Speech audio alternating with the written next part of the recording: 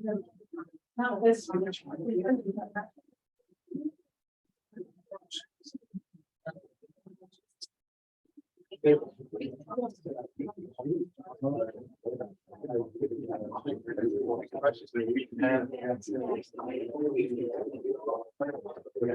We need to do me a huge favor. I need your signature.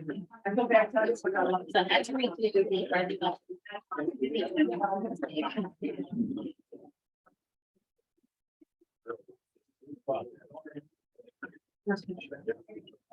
My life. And I told her,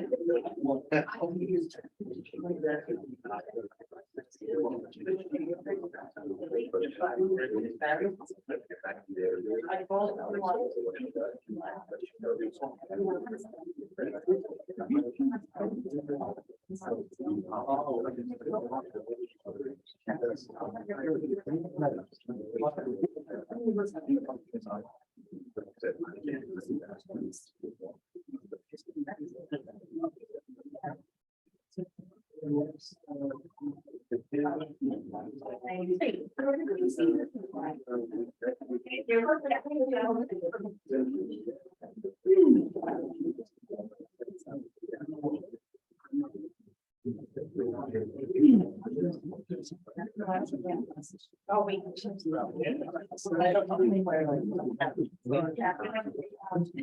It's not allowed.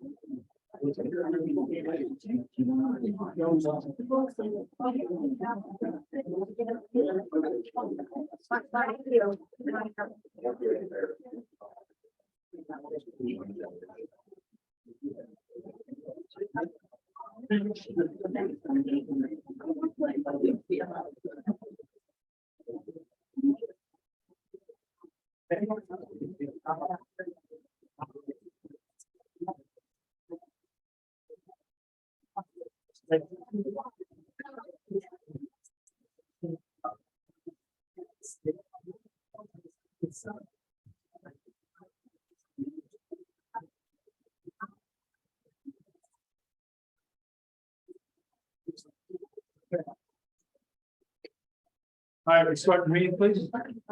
Pledge of allegiance.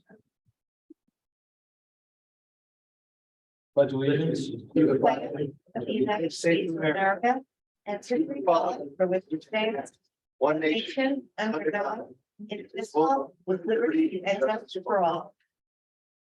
I wish to announce that the 48-hour notice was required under the Open Public Meetings Act was emailed to the Asbury Park Press, the Co-Star, and the New Poster on December the 16th of 2021. That a copy has been placed on the bulletin board in the borough office and that a copy has been filed with the borough clerk. Mr. Bennell, here. Mr. Gubatose, Here. Mr. Sexsmith, Be calling in. I gave him an info. Tim, okay, we'll come back to him. Councilman Weber, absent. Mayor Fox, Here. Well, councilman, the meeting started.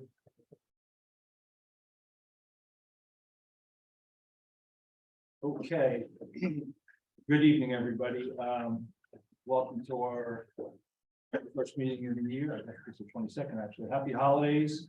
I do want to start the meeting just offering my condolences to Councilman Weber and his family. Councilman Weber's mom passed away the other day, and that's why he's not with us tonight. So certainly hope that he's getting through that process as best he can. We have two workshop topics and two ordinances tonight, two ordinance adoptions tonight. The two workshop topics are electric charging stations, a bid review. And then the second is the 319 Lorraine Avenue property sale and disposition. I think we're going to start with the electric charging stations. And Kim, do we have the team from? I see Matt, yeah. Do you want to do a quick intro? Yeah, Joe's on the line as well. So you want to, I can cover this. We've been working actually for some time now, trying to figure out what, where, and when we start improving our electric capability as it relates to vehicles, charging stations, and our whole capability. We've begun that process, but this is an important step in that direction. So we're going to ask GreenSpot to provide that for us tonight. Take it away. Great, thank you. Appreciate you having us tonight. As you mentioned, GreenSpot is an electric vehicle charging infrastructure developer based out of Jersey City. And we did bid the RFP presented by Bradley Beach, and we've been in conversation with Bradley Beach for also quite some time. Looking to help you develop infrastructure for the community.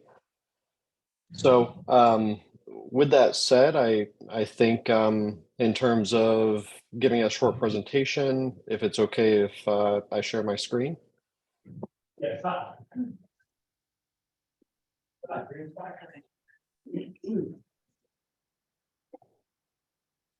I think maybe I need to be given some control to be able to do that. Thank you. Thank you.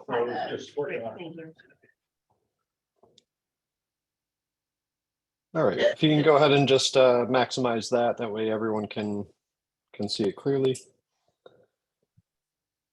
So feel free to just open up all the bullet points on this slide.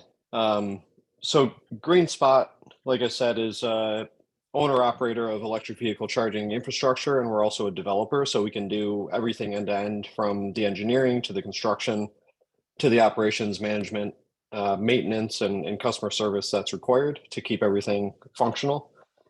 So the challenge especially for a municipality, is the cost of everything. You know, where the property is going to come from, all the legalities behind setting up the contracts and the layers of liability, retrofitting existing infrastructure that they either have or working with utility companies to bring new infrastructure, the risk mitigation of doing all of this, choosing from, you know, dozens of different vendors with different business models. Timing is a big aspect of this, just because it does take quite some time to develop the infrastructure. And then the flexibility. So, you know, your ability to adapt to community needs and to be able to provide infrastructure and different types of EV infrastructure in different areas of your municipality. Next slide, please. So Green Spot solution is to offer a no-cost, basically a model that lasts for a period of 15 to 20 years. And that no-cost relationship means that there's no upfront capital or taxpayer dollars going toward this. The investment in Green Spot's core business model is to actually invest and to pay for the infrastructure, and then through the sale of electricity and the end users or the drivers actually charging their vehicles, we slowly make back that investment over time. And that's just how we've done things since our existence from 2014 on. We work directly with the municipality. It creates a relationship that's very predictable and controlled. So the municipality knows what to expect. They know how we do things, and we keep them, you know, fully up to speed as we move through the process. We design a smart system that can adapt to different situations. So like as an example, we might initially install public charging for the general community to use. And then later down the road, the municipality decides that you want to start converting your fleet, you know, in different fleet vehicles that you have over to electric. And therefore you have different charging needs once you start doing that. And Green Spot is there to provide solutions for all of the different things that will come up over time. Multiple layers of liability, of course, from our insurance. We have a general contractor that we own and operate that adds additional layers of liability. When we do the construction, we hire local electricians and subcontractors to do the work in your area. And they also are insured, of course, and we provide evidence of all of that. I'm not sure if there's a few more bullets on here, but feel free to keep moving forward. Other benefits is that there's a single source for everything. So there's the ability to, you know, start now. You can work directly with Green Spot on all of your EV charging needs over time. And then through the agreement and Green Spot's approach to the situation, we handle all sorts of conditions that come up throughout the process. Feel free to continue. So it does take real estate to do this. So the benefit of working with the municipality is the municipality has real estate to install charging. And then throughout the relationship with the municipality, we can also provide a very similar model to private property owners as well. So it doesn't just limit it to the municipal property. If other people in the area, they own property, whether that's retail or residential or what have you, we have a similar model that we can apply to those situations as well. And we're happy to have those conversations separately with those private property owners. But in terms of the municipality, we start with, you know, forming whatever legal agreement or contract is going to be in place. Then immediately, once we execute that agreement, we start all of the engineering, the preliminary survey, site analysis that we need to do to collect all of the data we need to develop that real estate. And then we complete all of the final design. That design gets turned into an engineering drawing. Those drawings are presented to the municipality, and we work with the utility company as well. Municipality will know exactly what we're doing based on those engineering drawings, approve them, and then we'll go ahead and stamp and sign them. Once we have engineering drawings, we can start to bid the project. Construction, once it begins, only takes, you know, roughly about a week per location. That's fairly quick. And then from there, we continue to expand and maintain the infrastructure that we've installed. In terms of control and adaptability, again, single vendor, offering a solution that grows with the municipality and the property needs over time. If there's issues, again, we're monitoring the system live 24/7.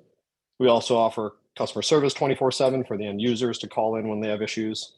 And if we notice that there's something wrong, we'll alert you of the situation, send our technicians out and take a look at what's going on, and then let you know, what the solution is, how long it's going to take. All of that maintenance cost and everything comes out of our pocket as well. It's part of our business model as well, so we plan for that. If there's any issues, like I said, we operate, maintain the system over time, and then we provide the property owner, the manager, technical and customer support.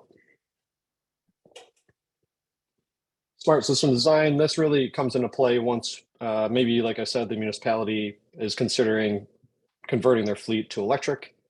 Then we can give you solutions based on the amount of usage or utilization of those vehicles. Say it's a police station and those vehicles will be operating 24/7 with some 10 to 15-minute shift changes.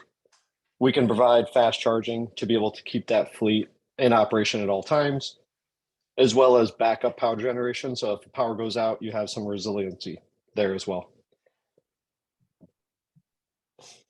Go ahead and go to the next slide. So again, it's a no-cost model. We install, we operate, we maintain at our expense. We share our profit with the municipality. So essentially, when the end users are using it, we are selling the energy, and then that profit is shared back with the municipality based on the usage. We cover the cost of electricity. So like as an example, if it's hooked up to a municipal meter in an existing building that's nearby, then we can calculate the cost of that electricity that we're using, and then reimburse the municipality for what we use. And then we also share the cost of maintenance in a way through the profit sharing, because we're sharing on our operating margin. So each location has its own profit and loss. So it's generating its own revenue. There's expenses that are drawn off of that, and then everything that's left over is what we're sharing. There's never like an invoice or a bill or anything sent to the municipality. If there is a negative balance for whatever reason, say we have to replace the equipment because it was vandalized, we'll go ahead and do that. And we'll just carry that negative balance on until the end of the term. If there still is a negative balance, we'll just waive it. So that's the way the contract's structured. And then we have the ability to have a long-term relationship with the municipality, and then we can help them expand and give them all the charging infrastructure that they need over time. Go to the next slide. In terms of locations, we've done some initial surveys along with Kimberly as well. And these were some initial locations that we picked out. We're happy to move these around, but we think that these are probably the best in terms of our ability to provide charging, at least on publicly accessible municipal property. Again, we do have the ability to do private property as well, so that's also a consideration. But in this case, we have these locations mapped out. And what would happen is once we execute an agreement, we would immediately move into actually, visiting these locations and doing more thorough engineering and analysis on these as well. And we also, as part of that step, is working with the utility company to ensure that each of these locations has power available that we can tap into, whether again that's existing power, or if we have to work with them, do an upgrade to the property and bring a new service. Any comments or feedback on the locations themselves?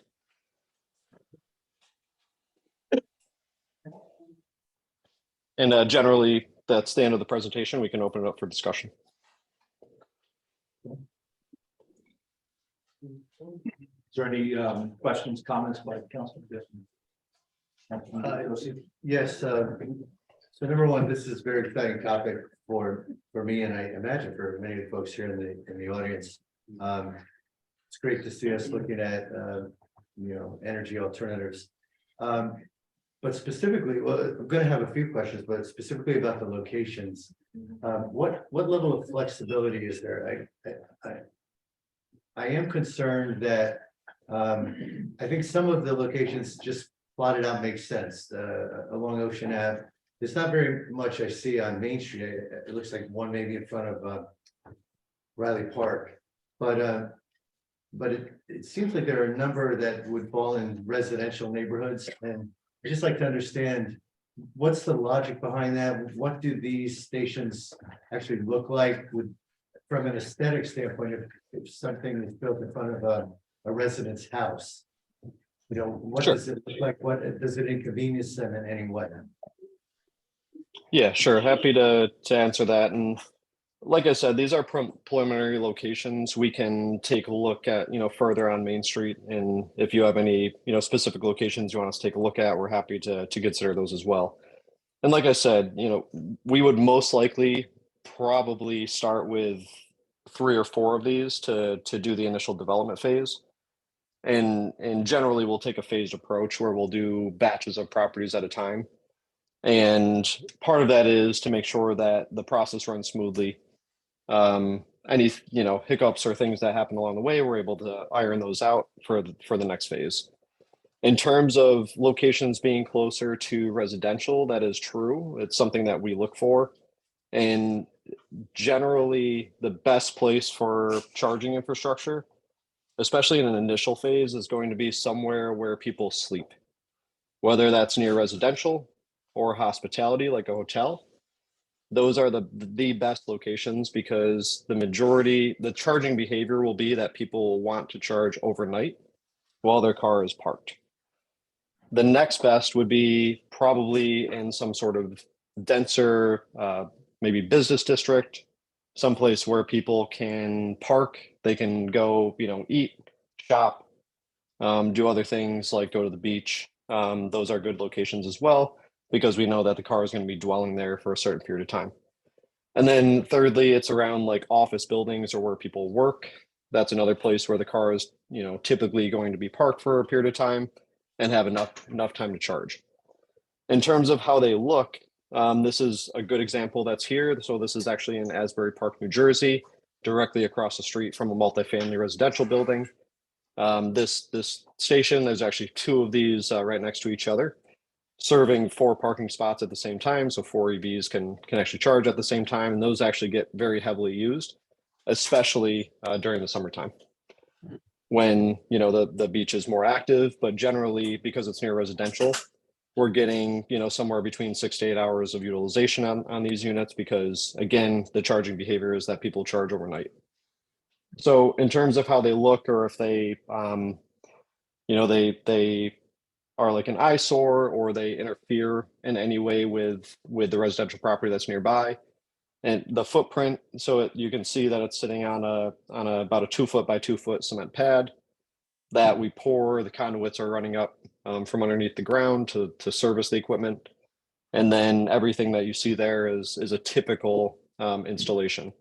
The risers that are up above are cable retractors, and that essentially just helps the cables stay a little bit more neat and tidy, but they're not necessary. So if you wanted to eliminate sort of the eyesore of the height of the unit, we can actually bring it down to, I don't know if you can tell where it says green spot along the top of the charger, but essentially those risers go away and the cable can just essentially be wound up almost similar to like you would a water hose at home. How large roughly is that green and white unit? Just, a couple feet wide and what, 4 or 5 feet tall? Yeah, so it's about 1.5 feet wide and stands, I would say, approximately 48 inches tall, about 4 feet. And you mentioned, although you showed us a map that had 10 or 12 locations, you mentioned, I think that you said you'd probably start with in phases. Have you identified yet to the borough where the first 4 or 5 units would be placed? Not yet. Not yet, and that would be up to you, of course. We would give recommendations, but in terms of where you want to start, that would be up to you. We can develop all of them at once. The benefit of doing that would be the speed at which we'd be able to deploy, right? So typically from time of executing an agreement till actual functional stations is somewhere between 4 to 6 months, depending on the utility company mostly. But if you wanted to speed up the process, then essentially we would work on developing all of these at the same time. You mentioned when you were describing this picture that this is located in Asbury Park. Do you work with other municipalities, Asbury and others?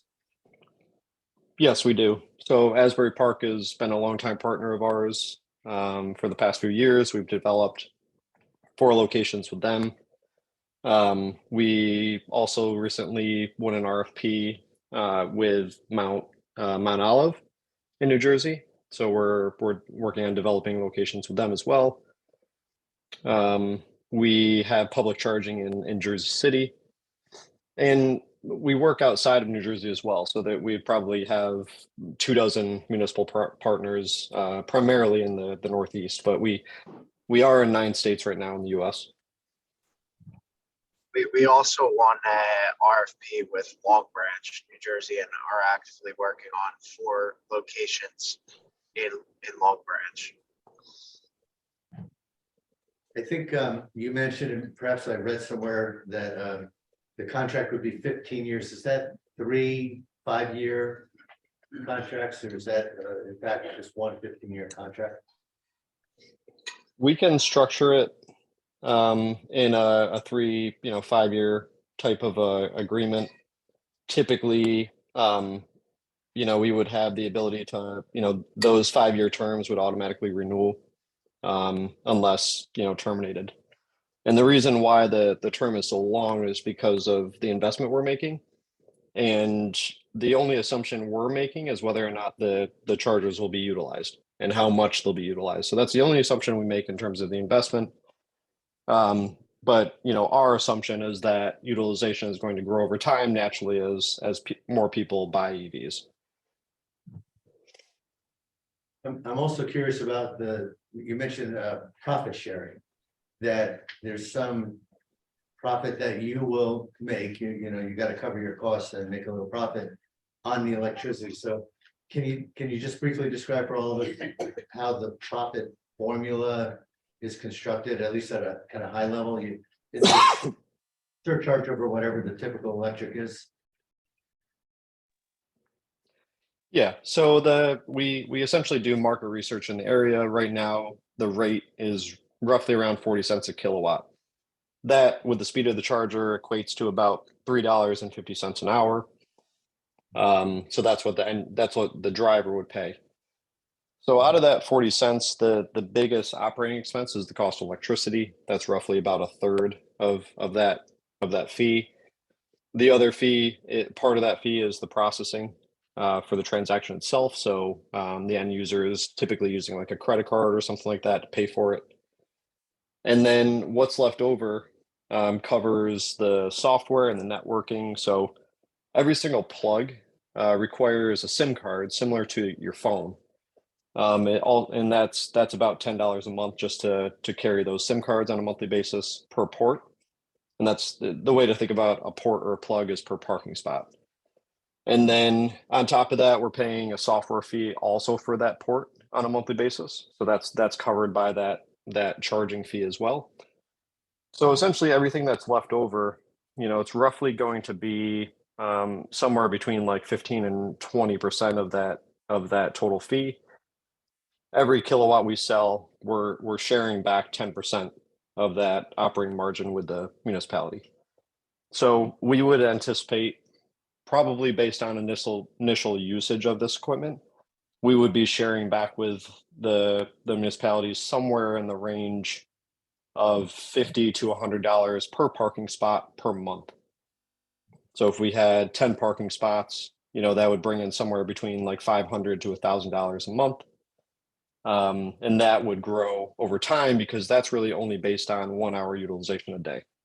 So 1 hour out of 24 hours, very conservative, and that will grow pretty significantly over time.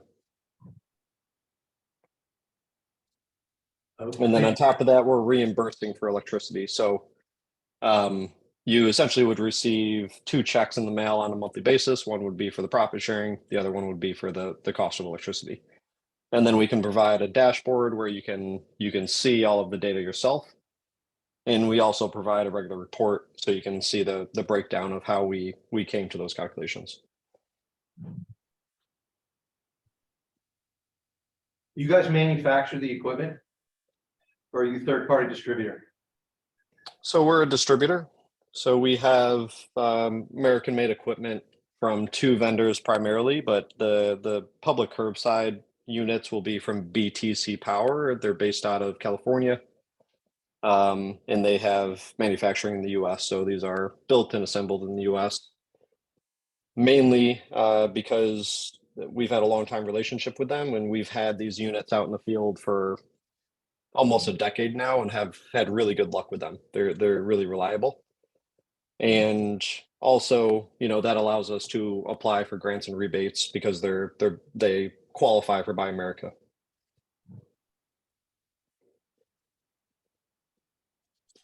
Okay. Everything, just to add to that, I apologize. So everything's white labeled for GreenSpot. So essentially, the manufacturer installs our software. They install all of our decaling and everything, all of the branding in the factory. So once we receive it, or the contractor receives the equipment, everything's already set up, branded as GreenSpot. There's a GreenSpot mobile app you can download for free from the App Store. That's how users primarily use the equipment, but they can also order an RFID tag. RFID tag will come in the mail, and that essentially just allows them to start a charge much faster just by swiping the RFID tag.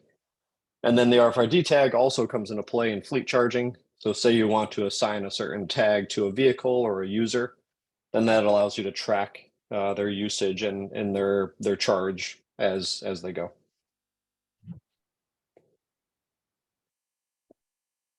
Okay, I'll open it for 5 minutes for public questions or comments. Yes.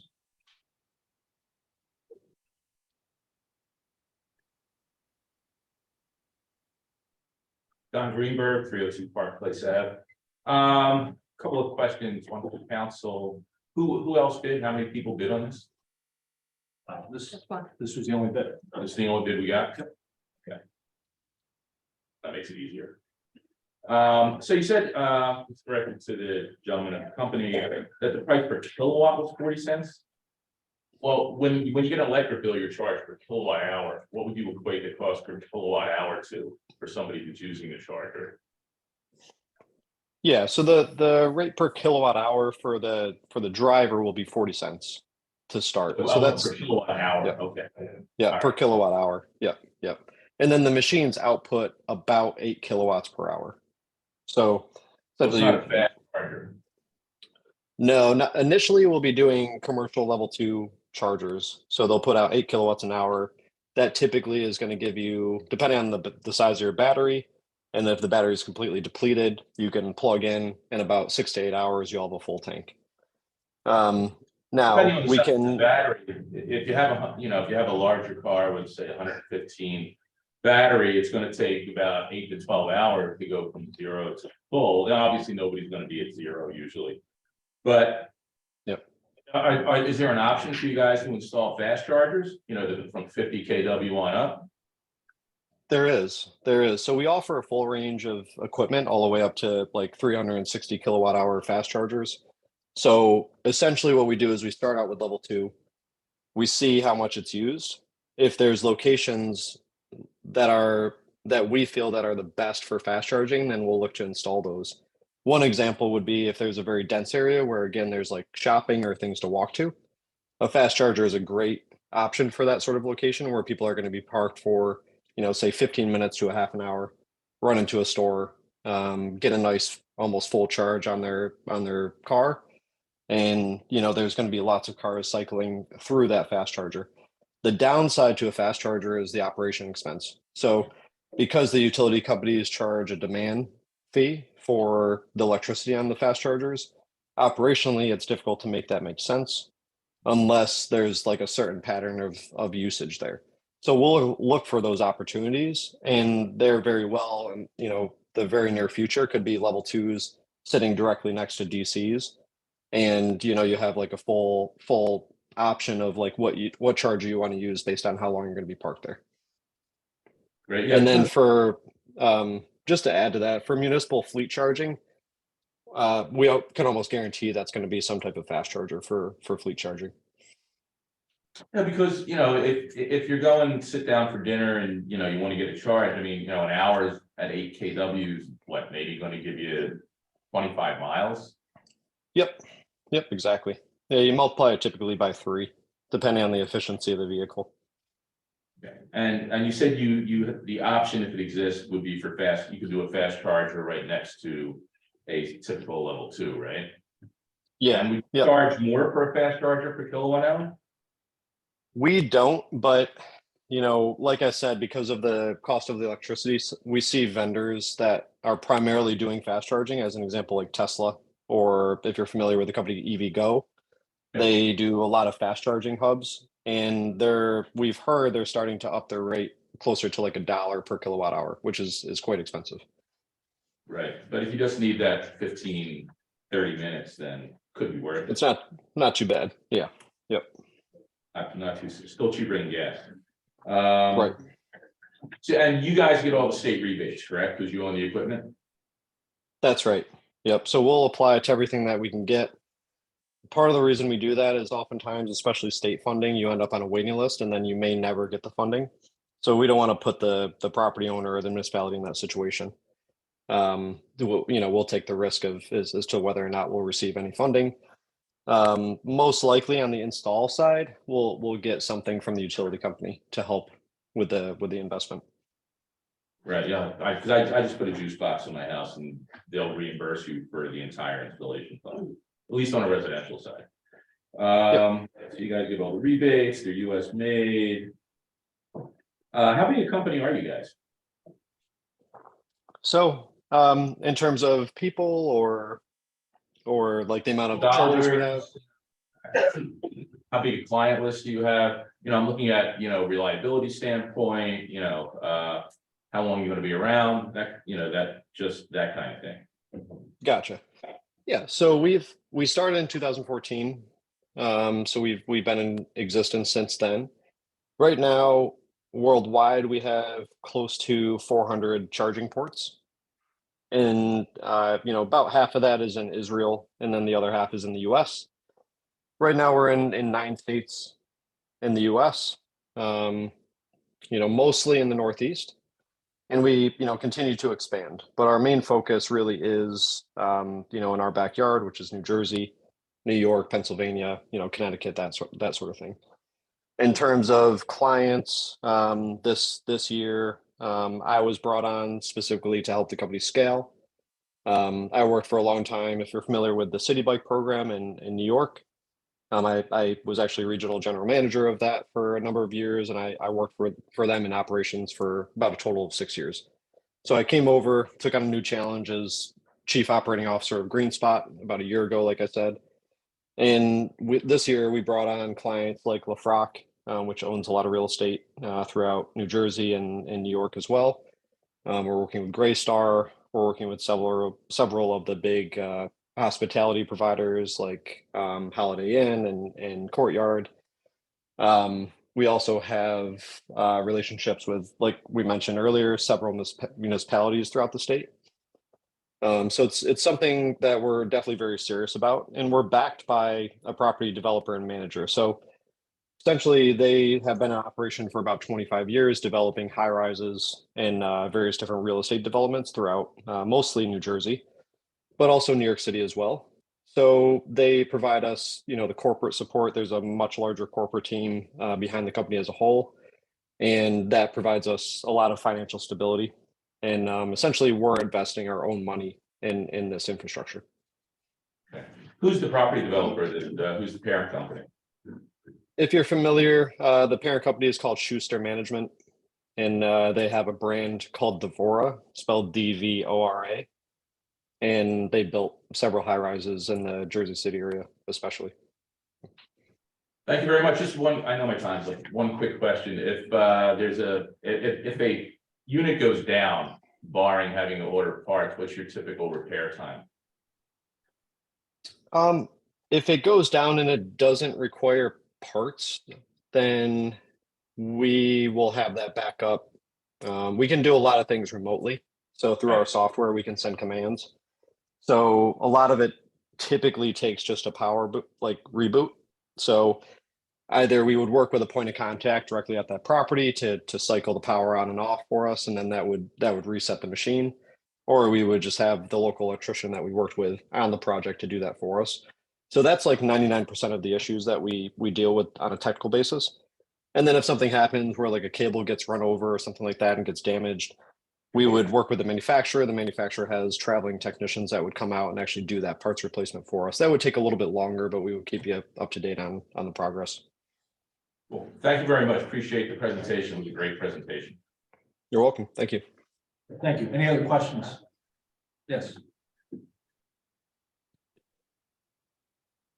Hi, Mia Mullen, 302 Fourth Avenue. Is this gonna be for the public? Anybody can come into the neighborhoods and use these chargers? Just curious, like they're just open to the public. I mean, you don't have to live in Bradley Beach. It's anybody can drive from any town and use them. Yes. Yep, that's right. Unless it's like gated or, it's private property or something like that. But, as far as we understand it, should be public municipal property that we're using. It sounded like some of the locations were nestled into the neighborhoods. So it just seems that people will be driving to come to Bradley Beach to charge their cars Well, overnight. at some Todd, point, could you put the map back up? yeah, at some point in the future, this is going to be in every town. No, I think it's a great idea. I was just wondering, like, how does that work logistically? Well, as you As heard say that oftentimes people want locations close to their place because Yep. it's overnight charging. So that's a part of the rationale. And then they also took a look at the different transformers and the electric that was available in the locations, and there wouldn't be many upgrades that were needed. So that's where they came up with the locations, and then the council gets to decide, hey, let's try this out, and we'll see what works. You'll see if the map, when it pulls up, a lot of it is along the water area Mhm. and towards Main Street as well. Yeah. There's not a lot. Might want to bring 106 Evergreen Avenue back into Bradley Beach instead of in Avon there. Yeah, They seceded last month. Yeah, it's a great idea. Like, I'm all for alternative energy, electric cars. Don't have one yet myself, but getting ready for the future, I think we all are. So thank you. Yeah, it's taken us a while to get to this point. Yes. Anybody else? Yes. Julie Titus, 605 North Avenue. I think it's great that we want to plan for the future. But my question is, what is the demand for today? Have we done a survey to understand like how many, charging stations do we really need? And a concern is we have a parking issue as it is that we have not been addressing. And then parking spots will be eliminated for charging stations.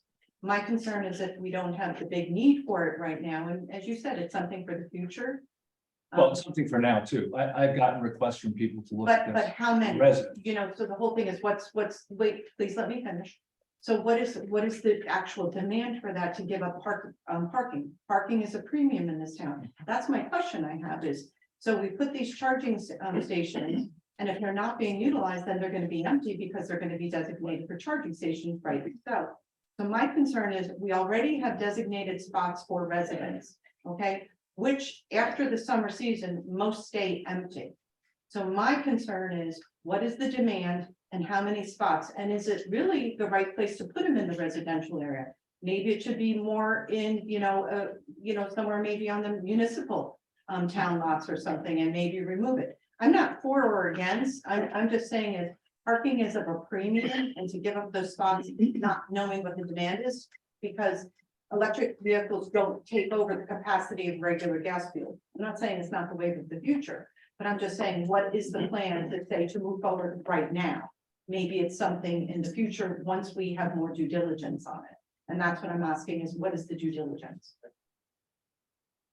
And there's no. I think that's why we're starting small with just a few units and not putting 15 of these out there. We're putting a few out. But again, is, we're kind of putting the cart before the horse. And what is the demand? And that's what I'm asking. Yes. I'll just add to that. I understand the concerns. Again, like you mentioned, that's why we typically start in a phased approach. We can develop all of the sites so that once we say, okay, let's move to the next phase, we're ready to go. But let's start with a few, see what the utilization is like. I think probably more people have EVs than you realize in the community, or at least thinking about getting electric cars. And if you don't have publicly available infrastructure and the people also don't have their own garage, then they're really out of luck, right? So there's an equity aspect of this as well. Providing publicly available charging is really a way to get people that don't, have access or the ability to install their own charger at their home, the ability to actually own an EV, right? Otherwise, you don't have any options, right? So that's the first point I make. I think probably through the DMV or other data sources you have, you could probably figure out what the EV ownership in the area is like, right? But that would be something on your end to take a look into and do that sort of analysis. Thank you. Yes. Nancy Meadow, Ocean Park condominiums. First of all, I just am so excited that we're at least addressing this. I've asked for it numerous times. So it's nice that somewhere along the way, somebody listened to me. But I wasn't specific because I didn't know much about it and really personally don't choose to put my personal energies into it. But it never in a million years occurred to me it would go into the residential areas. I kind of viewed it as Exxon coming into where the 7-Eleven is, things like that on Main Street. If you, as an individual, it is my opinion, and you purchase an electric vehicle, you should be able to charge it at your own home. Or go, like I have to go to a gas station to put gas in my car. I agree with Ms. Talis that not on my street, but I hear from all the other streets, there's parking issues. And to have more designated things that the public can't use right in front of their house. Seems to be creating a new problem. And I would tend to think that we can do better and use this as a springboard. Let it not turn into another survey and another fiasco. Like 319 Lorraine Avenue, but use a little common sense. And not inconvenience the public as we do try to move ahead for the future. So perhaps a plan, again, singling a business where we could all go and charge our vehicles on Main Street. That way, if you are having dinner, you can leave your vehicle there. And that should be the way we should go. But I do think this is a great starting point. I missed the beginning of the presentation, but it does seem to be addressing some good ideas. So thank you. Yep. Mike Crutcher, 122B Park Place Avenue. Yeah, there, 103 North Ocean Avenue. I know who owns that house. Now, they don't have electric cars. And parking in the summer, as you all know, is absolutely horrible. You're gonna take away parking spots in front of my house. There's nobody from New York City can come down and charge their car in front of my house. I gotta park 5 blocks away. I got a big problem with that. You guys gotta think what you're gonna do about this. That's crazy. I know it's the future coming, but if they want one of these things, let them volunteer at their house. Don't you go picking them out. Let the people volunteer at their house. That's all. Mike, just Yeah. so you know, these locations are not in stone at all. I know, but I'm It's not something gonna that the mayor and council definitely. I'm not gonna hurt you. Been here 44 years. I know how they work. Yeah. This will be the last one, because we really need to move on. Dan Walsh, 1003 Ocean Avenue.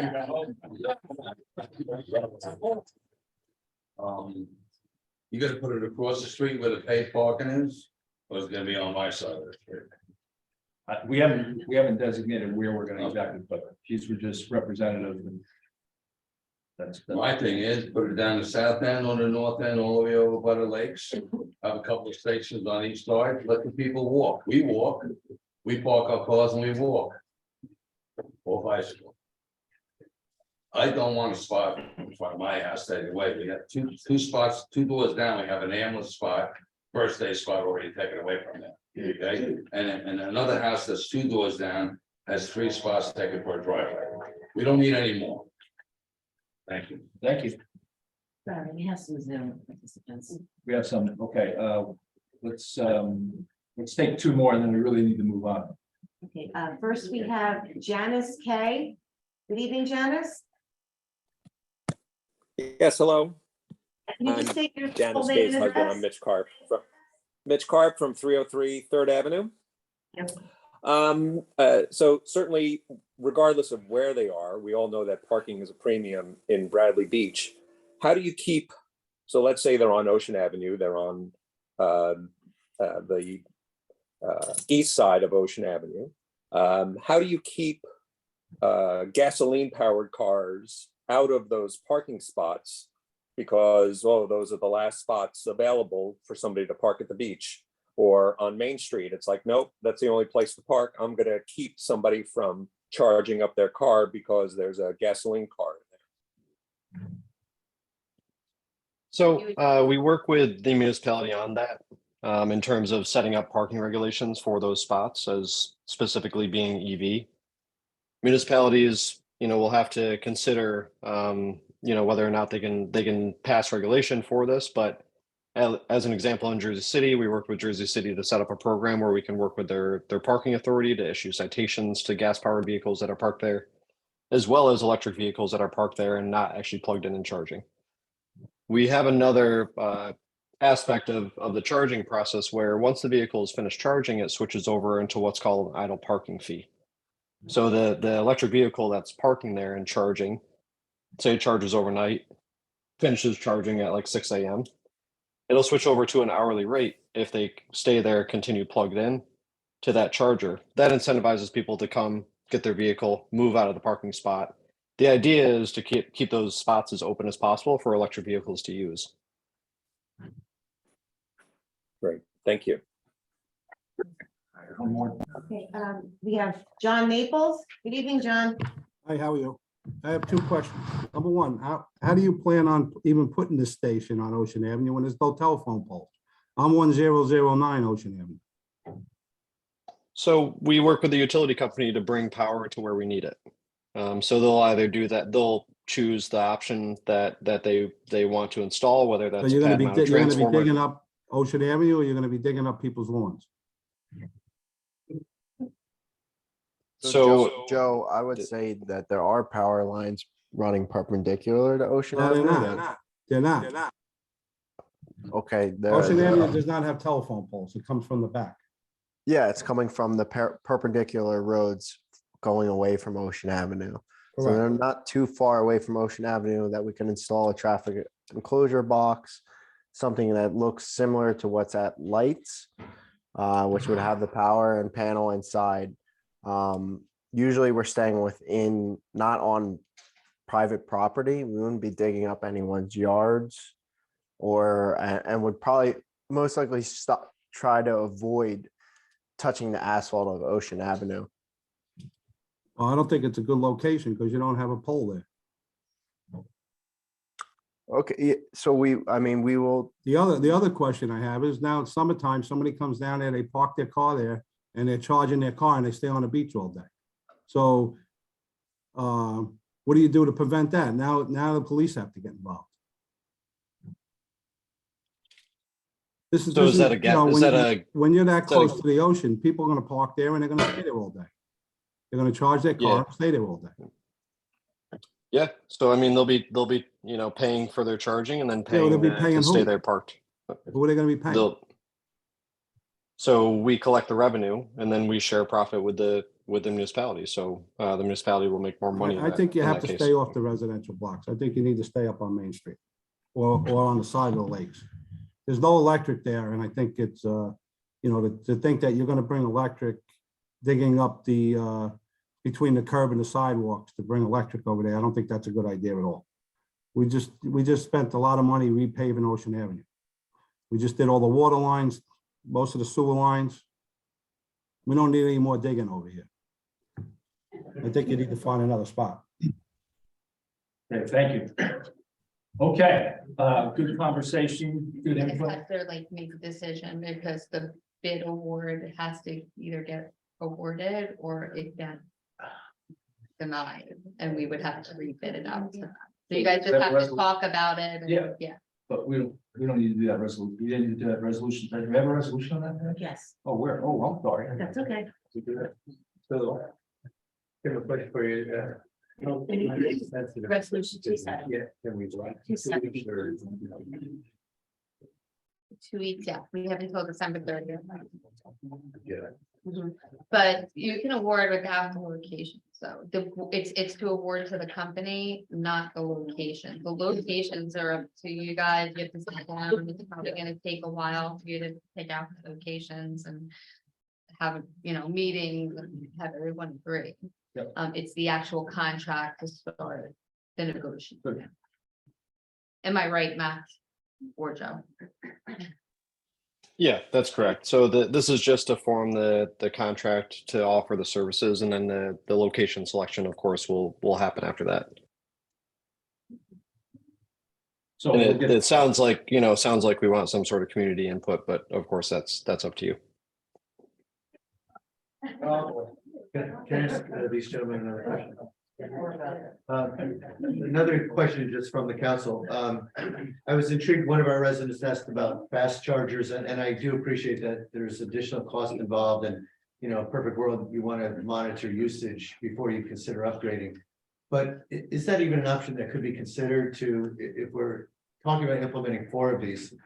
Could we implement 4 fast chargers? Just my thinking is wherever these are located, it'd probably be helpful if folks could not have to kind of lock in for 8 hours, whether it's, I'm like everyone else in the room, I don't think I want one of these in front of my house either. So if we do find a location somewhere in the borough that makes sense, it might also make sense to keep the turnover higher than having people sit there for, say, 8 hours. So just a question, would it be possible to consider that as part of this contract? Yes, it's part of what we provide. So if we can work together to find the right location for fast charging, then absolutely we'd be interested in installing a fast charger. Okay. So we don't need to move this resolution up right now. We can just hit it when we get the resolution. Is that correct, Kim? Correct. Okay. All right. Thanks, everybody, for your input. Very good input. And Max and Joe, I'll be in touch. Yeah. I'll let you know. thank you, Okay. guys. Did a great job. Yep. Thanks. Absolutely. Appreciate your time. Thanks. Yep. Bye-bye. Okay, the next workshop item is the 319 Lorraine Avenue property sale and disposition. I'll kind of lead it off with a couple of points, kind of some timeline points. We got involved in this conversation late 2019, as I think many of you know. I got involved in February of 2021. By June of 2021, we got an engineering architectural firm. Made a decision in September of 2021 to do a study that included architectural renderings, costs, et cetera. In late 2021, the combination of TNM and DIG provided us costs and some reasonable understanding of what that would be, and really came back with a more detailed cost estimate once we provided them more detail on exactly what we considered as a community options. So we looked at, we got down to 3 options, then to one kind of hybrid option. Late May, they came back with an estimate. In June, we shared that estimate with the community. In those town hall meetings, it was asked that we considered a survey. We did that, which I think was a good thing, in that it gave our community some insights and educated the public to some extent, and also gave them the opportunity to comment within that. I think over 900 surveys were in, and over 300 people actually provided comments. We then moved to a referendum, which we got the results of that just last month. We are now in a position where we have to look at sale and disposition options, and that's kind of where we are at this point, and we'll have that discussion tonight. We just have a couple of slides to kind of get people's kind of juices flowing on this. I'm sure this is a pretty dry subject, so we want to get people going a little bit. So where is Todd, can you put up the, oh, you got it, okay. So these are just, this will only take 5 or 10 minutes. This is 319 Lorraine Avenue. You can go to the next slide.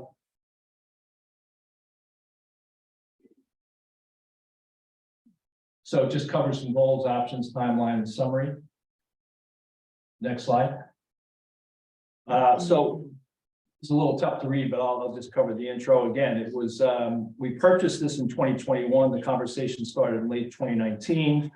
Mayor and council made a decision to make that purchase for about $1.2 million from the Camp Meeting Association. They could not afford to renovate the site. They also approached us on advising, they approached us that a developer was in place and they were about to sell the property, and we chose to purchase the site. Go to the next. So given that whole chronology I just went through, we need to make a decision as to the appropriate path for sale and disposition of the property. You can skip that one, Todd, because it's really covered in the next. So just to kind of get the process moving and talk through, there's probably any number of options, but 3 that come to mind. Can we get that far right, names out of there, please?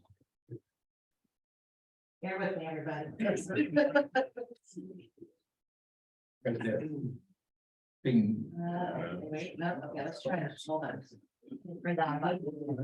Yeah. There you go.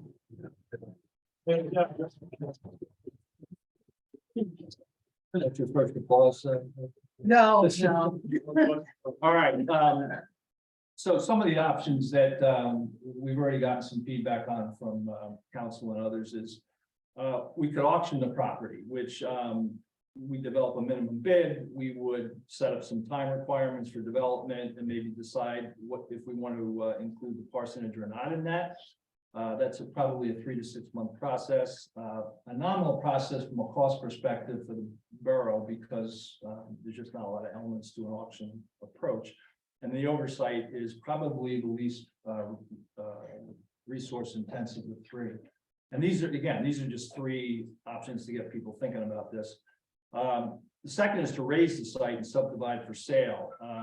Would it be 4 lots? Do you retain the parsonage for targeted use?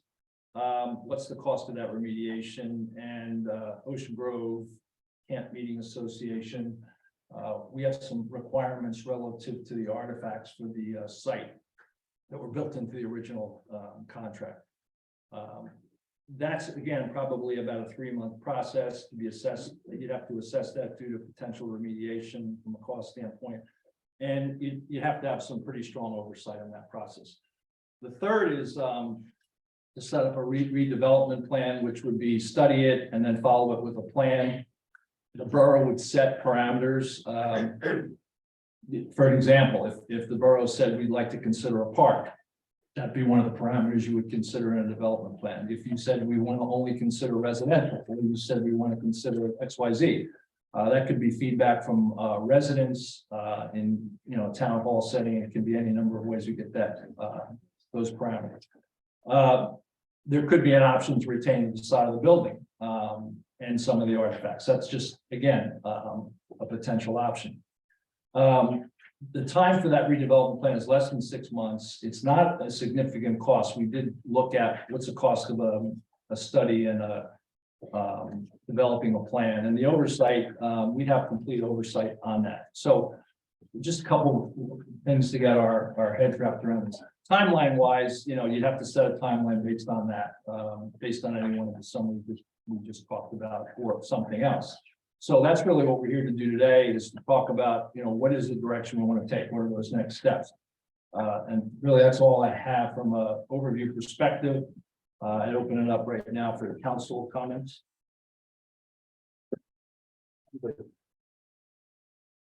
Thank you, Mr. Mayor, for walking through that overview for us. I do have a couple questions. One, the cost of remediation, would that likely be a cost we would own regardless of the approach we take now? No, Depends on. depends the route that you take. Yeah. Because for example, if we were gonna auction the property, wouldn't most buyers require us to do the remediation or not? You can write it within the spec. That it would be their responsibility. When we purchased the property, I know. saying It'll be our cost no matter how you look at it, because either we're gonna sacrifice. The sales price, or we're gonna pay for it, so either way, it's our cost. Simple. The other thing, under the redevelopment plan side of this, when you say, borough sets parameters, e.g. park, I have heard residents ask about using it for like open spaces or some sort of a park. But are we likely to entertain, and I say we meaning public as well, likely to entertain using this property for any borough specific activities? So I don't know, have you guys ever done a redevelopment study? I'm I'm not. like, I don't know, well, you are in council. So what you would do is you would do a study, and in that study, which a lot of it's really done because you've already done a lot of the engineering, and we already know a lot about the land, the building itself. You would then come up with a plan. So the plan, when you come up with it, you sit with a planner, an engineer company that has a planner, and you would then decipher what do you want to do with it. It's in your hands. What do you want to do? And you come up with the best options. You adopt the plan. It gets written into an ordinance, gets adopted, and that plan lives with that property or that project, that block and lot. And you have someone that would come along and bid on that redevelopment project. So in terms of, Am I correct, Ben? so in terms of, Who's our borough engineer? in terms of the borough assessing what path we might take to do the assessment, again, it would need some period of time to do an assessment regardless, I would think, of any of these. Yeah, it takes a couple of months.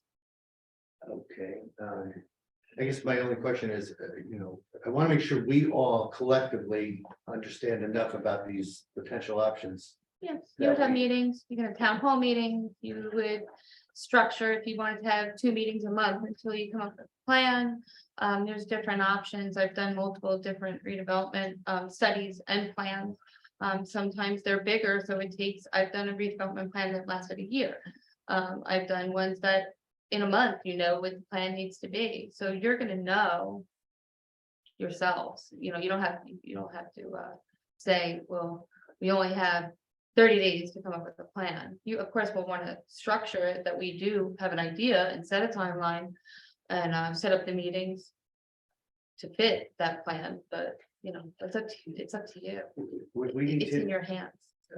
would you, Kim, as the BA, be able to help us assess the value of outright selling the property, whether we subdivide it or whether we sell it as a parcel, or? do we need Yeah, to bring yeah, in I would get in touch with, there are certain companies that actually do municipal assessment of land, evaluating what it is. Louder, please. Sorry, so yes, there are different companies that will come out and they will tell us what the land is worth in the building, and they'll work with us on that. I've done that. And I presume we might be looking at different dollar amounts for those of us who are interested in selling the property. Potentially different price tags, or if we subdivide and incur more costs to do so. Right. But we might perhaps sell the individual lots at a higher per lot price than if we sold the entire parcel. Yeah, so it depends the route that you want to go, right? Do you want to do one of, those 3 routes are really what your routes are, right? So if you decide you want to do a redevelopment study and a redevelopment plan, at the same time, we would have somebody working on what would 3 lots sell for? What would 4 lots sell for? What if you wanted to sell it as 1 lot? What if you just wanted to keep the parsonage? So all of that would be worked into the plan, and then we would go ahead and get the value from that company. Okay, one intriguing idea that I've heard bandied about, I wanted to test again with you and with the audience tonight. If we were to raise the building, subdivide, so we had, say, 4 conforming lots, would we be in a position to not obviously sell them outright, but could we also be in a position to potentially trade the property for properties that exist elsewhere in the borough? For example, if there was an available property on Main Street, could we trade, if it's an $800,000 value to that subdivided lot? Could we consider It's making been property done. swaps? It has been done. You can do it in municipal government. You can do certain trades. That's a part of, you could also put that into a study as well as an option. I asked the question just because, you know, you start out in any of these situations with, I think many of us do, at least with a bias of holding on to property that's municipal owned property. Once you sell it, it's hard to get it back. And there's so many needs we have on Main Street. There's so many needs we have to just develop, even, you know, the rec center property, for example, that perhaps if we were to pursue subdivision, sell a couple lots and take some of that money to perhaps improve other properties in the borough, or perhaps trade one or two of those properties for property that might be available elsewhere in the borough. So those types of options would fall more under the redevelopment plan approach. That would be your best bet. Yeah, I think, tell me if I'm wrong, the auction and the raise the site and subdivide are pretty, it's really just they're pretty much options that you say, okay, I'm gonna do this. You Yeah. start the process of auctioning, you start the process of raising and subdividing, so those are pretty clear cut. From a time and cost perspective, the redevelopment requires more discussion and options, and at the end of the day, you can work on all three simultaneously and come up with what those answers are. Because if the redevelopment plan came back and didn't really look so hot, at least you would know the first two options, you know, what they would bring. Would it be, and I don't know if this is feasible, I'll ask the question, thinking as just an individual, what I might do if it was my own personal property. But while we look at, say, if we pursue a redevelopment plan, you know, to understand these options, could we simultaneously consider advertising property for sale? Or, you know, if we were blown away by an offer, or would we be obligated to sell without knowing the answer to the plan?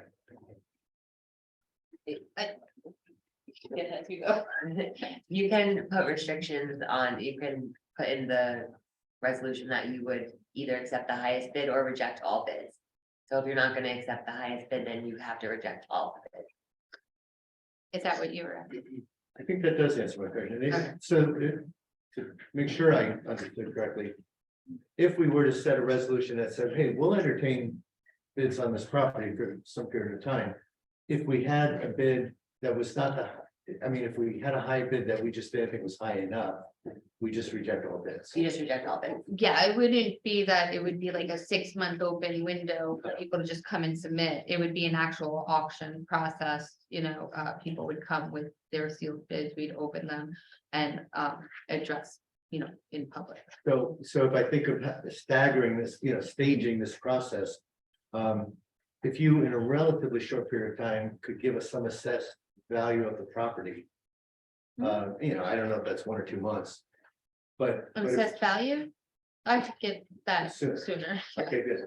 I didn't want to put too much pressure on you, but I will do the assessing. I'll get somebody else to do it. so just the thought, if you can look at, if we as a community could look at the just outright sale price and the sale price offset by any additional costs we have to subdivide, we'd have a rough idea of what we're working with, and then perhaps, you know, we could have put the thing out to bid just to see if there were, you know, an aggressive enough bidder that it would be worthwhile for the borough.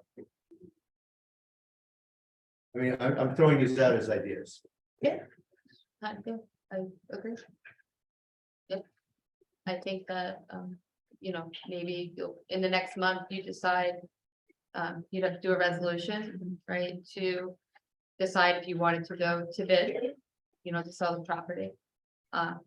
You'd have to also figure out, do you want to do the study and come up with a plan, so that would preferably be a resolution.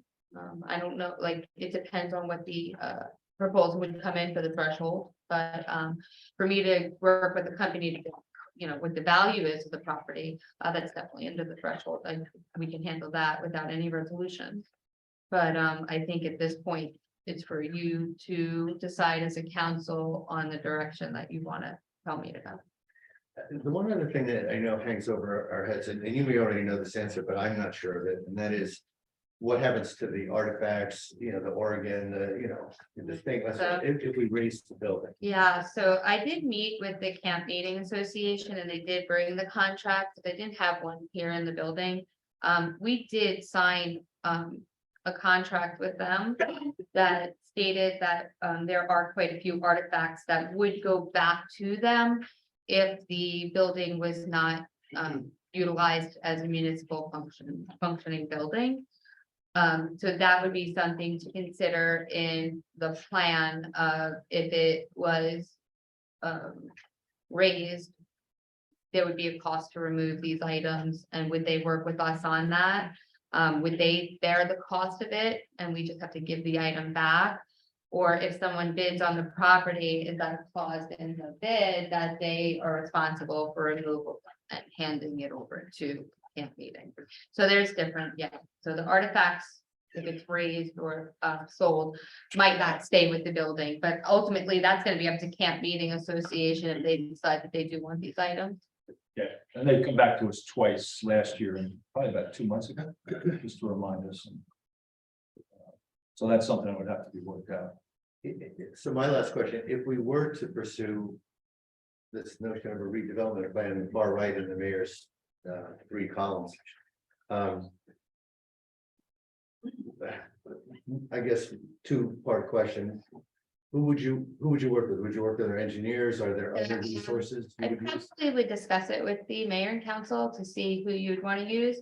I have done redevelopment studies and plans with CME. There are a couple of other planners that I've used as well. The cost kind of is usually around about the same. I believe that actually I spoke to our borough attorney as well, and the 3 names he threw out were the same 3 names that I knew of as well, and have done some programs. So getting somebody would not be very hard. And I lied about my last question. I have one more, and that is the whole notion of a park. And would there possibly be open spaces, grant dollars available for some project like that? Well, when you say a park for grant money, so you would maybe be talking Green Acres and then have a dedicated open space through NJDEP. There's a possibility, but I don't know what exactly you'd be looking for. Is it like you would be looking for new turf or benches, or would it pay off our debt? I don't think it would come close to the debt that we have for the building. Our debt's what, like 1.9 million, I believe. Around the 2 million, yeah. Yeah. So I believe that we wouldn't. Well, you'll have your moment in a moment.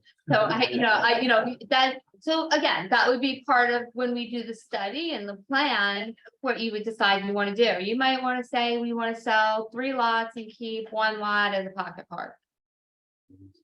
But then we have to mow that little pocket park, remember, so. But that's really up to you guys. Yeah. Okay, thank you very much. Okay.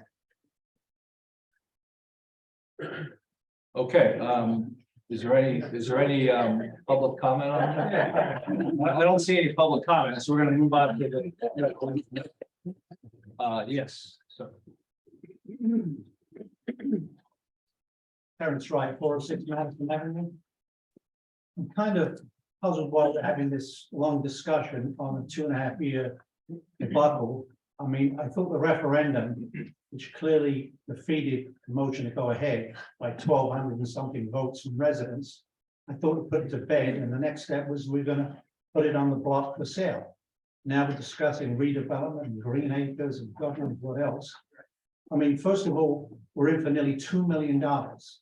Now, as far as the value of the property, my lot was just reassessed. I'm on a 50 by 100, just the property at 700,000. So if we've got 5 lots, that says to me 3.5 million. 4 lots. What about the parsonage? That's included in 4. That's one of the 4. There's only 4 included in that? Yes. 3 on the church and then. So we've only got 2.8 million. So we sell the 4 lots at 2.8 million. And we'll make a couple of bucks. Now, as far as us doing the demolition on the church, the problem I have there is the municipality will have to pay prevailing wage, and if you see prevailing wage, it's astronomical, okay? If we sell it as is, and the contractor comes in and does his own demo, he's not subject to prevailing wage, he can pay these guys whatever he wants to. So that, I don't think that's an option, I think we just sell it as is, the way we bought it, as is. The point of having a park, we've got a park down by the north end by the lake, we've got park area down the south end, we've got Riley Park, we've got the rec space. I don't know why. We've got a beach too. We got a beach. I don't see the need for in the middle of the town. For 2.7 million, or 2.8 million property being used for a park. Because one, if we put 4 houses up there, that's going to give us maybe 50,000, 60,000 a year revenue on taxes, which we could, I'm sure, use based on the fact of our reevaluation this year. But again, I thought the referendum was settling the 2.5-year debate on the subject. And I think 1,200 plus residents versus 300 plus residents said, let's get rid of it. I thought we'd just put it up for sale, we'd be done with it. So my feeling is put it up for sale and get rid of it. Thank you.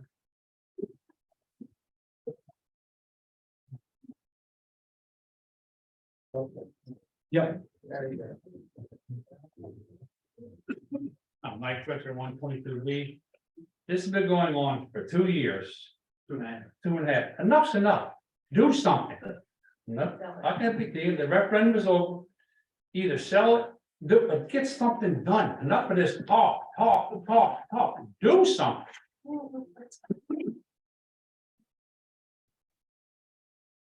Thank you.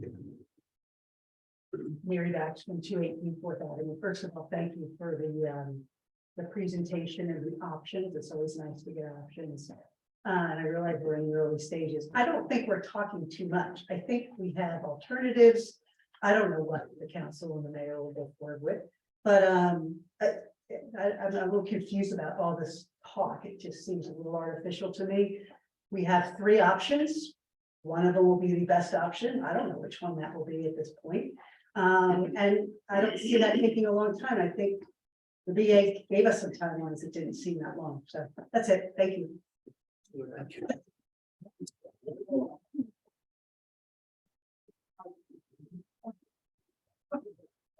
Mia Mullen, 302 Fourth Avenue. Maybe just to echo what was said by, I think it's Terry that said that, but it would be a shame after all of this talk, because there has been a lot of talk. We can't preserve, since we can't preserve the actual beauty of the building, what would be a shame is if we do just auction it off to any builder, and now we're stuck with some sort of an eyesore or any kind of a more of an intrusion with the resident, meaning apartment buildings, more density, less parking. I just want to be, when I saw auction, that gets a little scary, where it's like anybody can buy it and do whatever they want. No, they have Make it a big hotel. They'd have to conform, no. They'd have to conform to our current zoning rules. Unless they bought the property and came back with the use variance, which is not, certainly that could happen, but no, you have to conform to our current rules and regulations. And I think what was, alluded to before is it would be nice to have just 4 houses. Get the tax money from those houses, with people that buy the land and build their brand new pretty houses are gonna be very happy, the town is happy, and there's no eyesore, and we're not adding to the density of the town of Bradley Beach. And not losing parking spots. Yeah, I just want to also, just a reminder, when you write up the bid, if it was bid, we would also put, you could put certain stipulations. Put deed restrictions. As far as the use goes. Okay. Well, it's just scary because the last meeting we talked about hotels and I'm like, I want to be careful about what is being built that adds. I'm just to the gonna, intrusion. yeah, I just wanted to be clear that the borough has said. Thank you. Herb Kenny, 216 Bridley, just to follow on Mia. My comments were gonna be exactly the same as Mia's. If you sell to the left to develop it. I would like the mayor of the town, the DA, to commit that it's nothing, it'll be nothing more than 4 lots. It's not gonna be condos, it's not gonna be apartments, and it's not gonna be bed and breakfast or anything. So what I just heard when you talked to Mia, you're committing to what is zoned for now, which is 4 lots, and that's the worst it would be, correct? I don't have. I'm not any- looking at you, Yeah. I'm looking at him. Yeah, I mean, right now, somebody could buy. I understand right now. I'm saying tomorrow, was it gonna be 4 lots, or somebody can come with land use and pay somebody off like it happens in other towns? I'm saying it happens here, but I don't want it to be turned into. We said it was 4 lots, but somebody came in, land use gave us a much better option, and we took it. All I'm asking is, you're committed to 4 lots, worst case. Say, right, single family home. That's all I'm asking. Commit, at this point in time. Well, you're gonna put it out to bid, Yeah, you can say it's 4 lots. if it's part No of. negotiation, no Yeah. negotiation. Yeah, I can't unilaterally make that decision. I have to do it with the council. I'm asking, I know that's fine here. All I'm asking Yeah. is. You're all here, it's on video, it's on tape. Residential. It's on for residential. It can be 1 lot, it could be 4. Yeah. One big house. Yeah, it'd be 1 big house.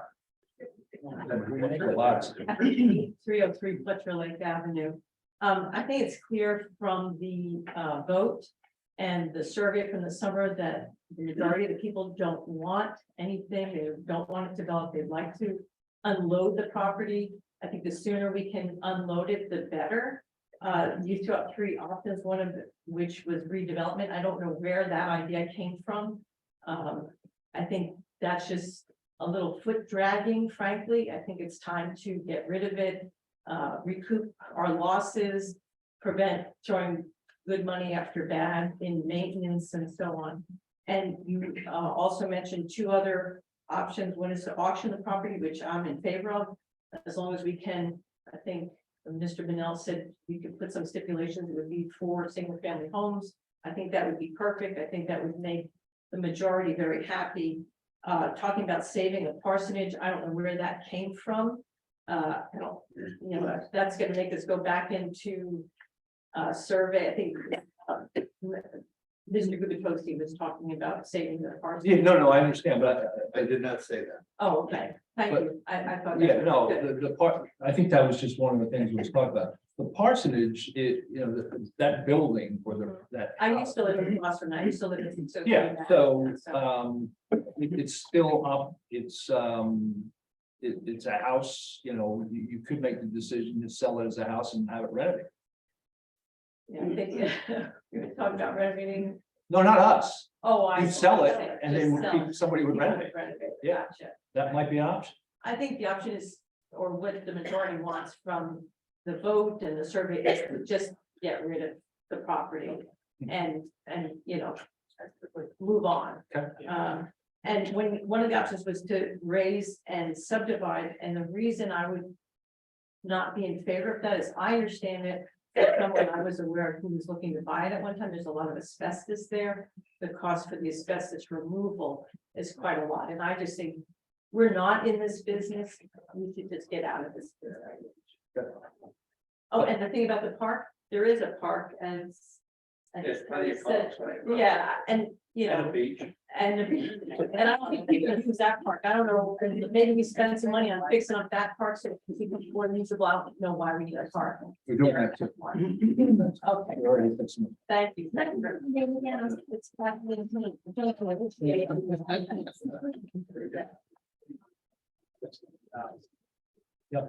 Hi, Susan Pearsall, 13 Pacific Avenue. I was born and baptized in that church. And I was brought up in Ocean Grove and for Methodist beliefs, and you know, that's the place, that's the great auditorium, that's where Billy Graham is showing up.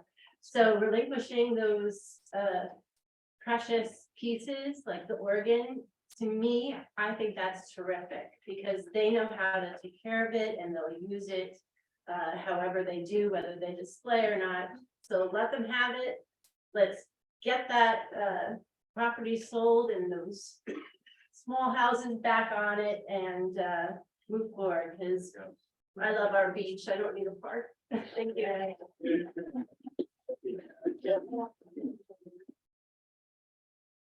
Yes.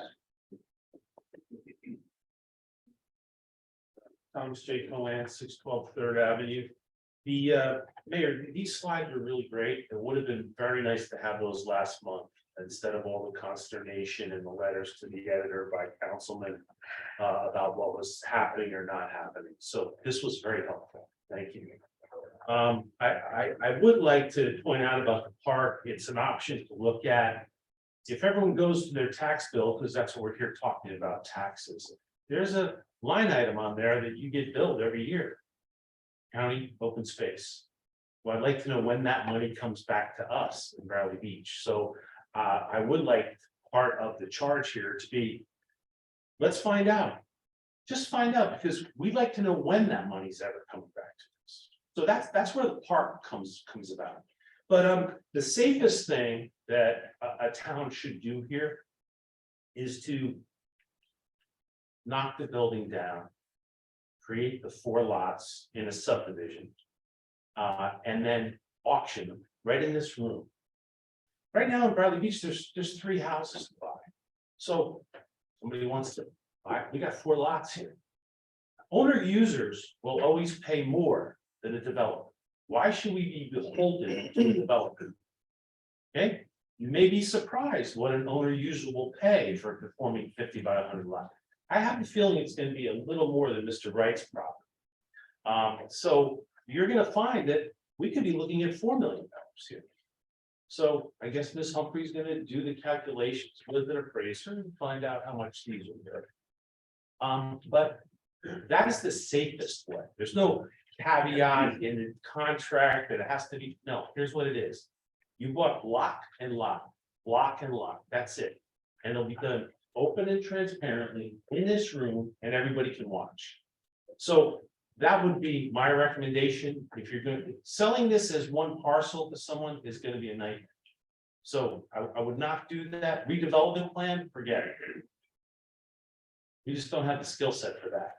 So keep it simple and I believe we'll do very well. Thank you. TJ, I just wanted to address the open space. I'm sorry, everybody can clap first.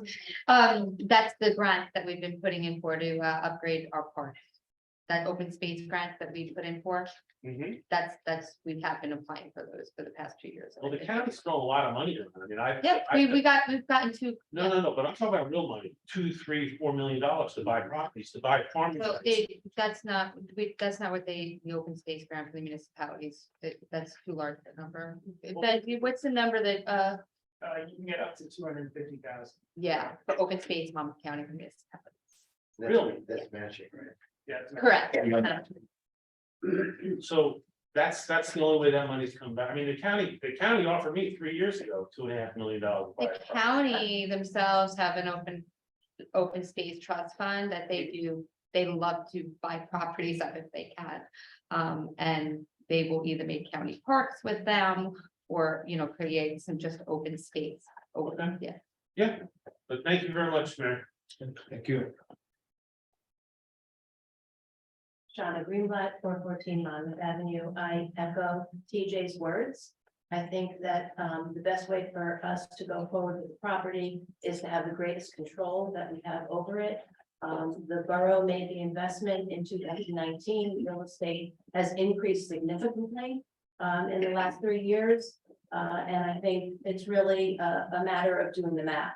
So, to determine what the cost is to raise the building, dealing with the asbestos, to subdivide, whether it's 4 lots or 3 lots, and sell the lots in a transparent way for development.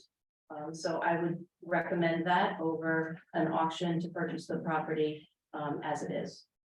Thank you. Hi, Nancy Perillo, 210 Park Place Ave. I forget which lady it was, but I think she said it the best. We are not real estate agents. That is not our function. It's not your function, right? Your function is to make sure that our essential services are taken care of, that we have a nice town to live in, that it's clean and it's safe. Your job is not to sell real estate. Sell this lot and let's move on. I would say one other thing, and I know it's not, but it's been 2 years with nothing happening. You're gonna tell me that we're gonna raise this asbestos, subdivide all of that in 3 to 6 months? Just gotta make a decision.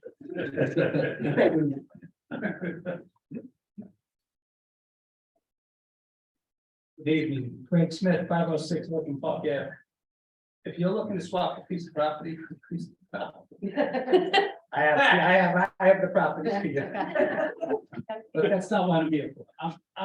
I'm just listening to all the going back and forth, and it's beautiful building, gorgeous building. But if you're going to subdivide it, is there any possible way that to maximize what you get for that? Could you hold some type of contest? Say, an entry fee, $200, get 6,000 entrants, as some type of, what do I love about New Jersey? What do I love about Brandy? What do I love about the shore? 6,000 entrants, you'll get your 1.2 back.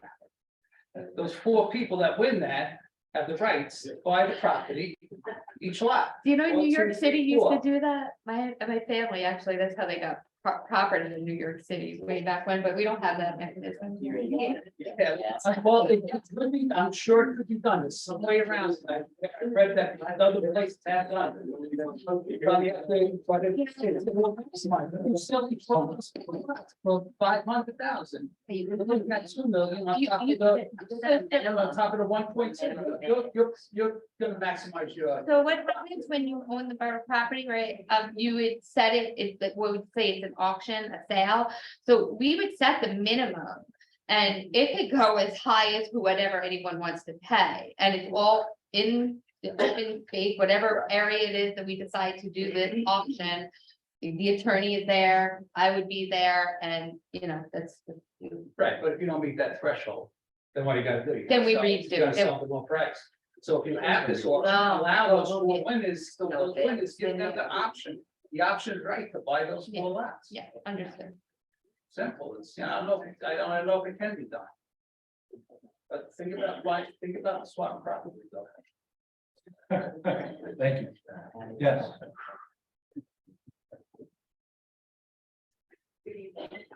Linda Duffy, 312 Brindley Avenue.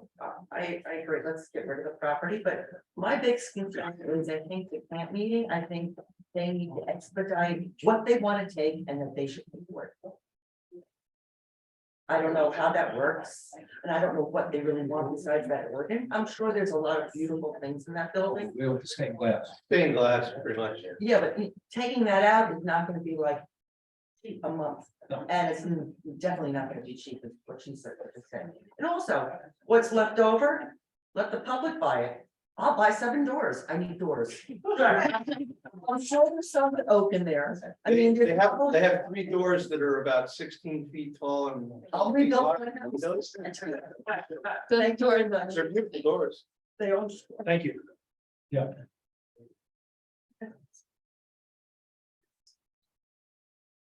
Love that idea, but Don Greenberg, Creative Park Place out. I love that idea. Let the residents bid on some of the stuff that's in there. In the contract, did you see who is responsible for extracting those items that can't be? Who has to pay for it? Is that in the contract? Yeah. Actually, I have to review it again, but when we did review it with camp meeting, it really was not clear. It says, it will be determined and discussed. Determined and discussed. Love those. So I have a feeling that we'll be working with really the attorney to. Gotcha. And I just want to echo CJ's sentiment.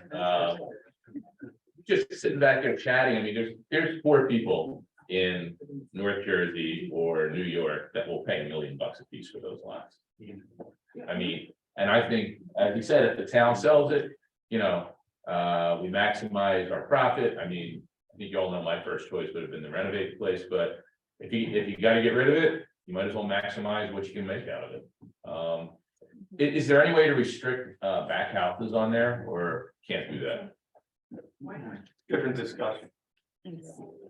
But if you're selling the lots to individuals, can you sell them with a restriction of no back house, or can they, or? You can put a deed restriction on it. Restrict the use, but you know that after they buy it, then there's always the potential that they go get a variance or something. Yeah, they can come back. Yeah, Yeah, they can come back here. and it would reduce the value. Okay, and just kind of a flyer, has anybody in the administration or council reached out to a nonprofit who might want to save the place? Has that been looked at?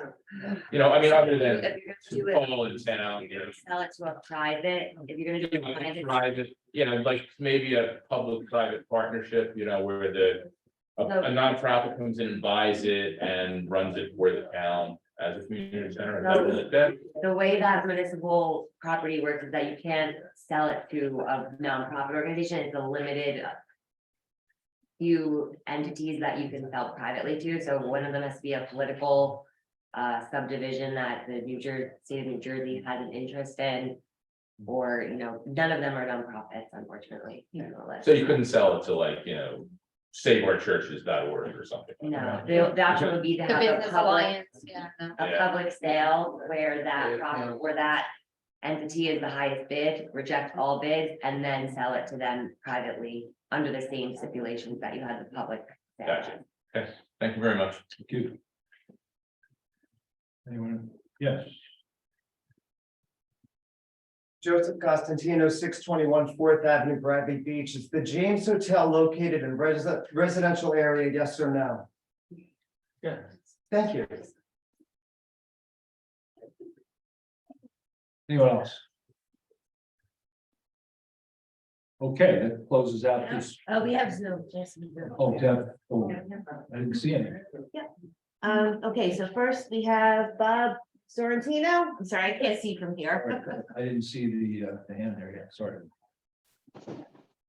Mr. Sorrentino?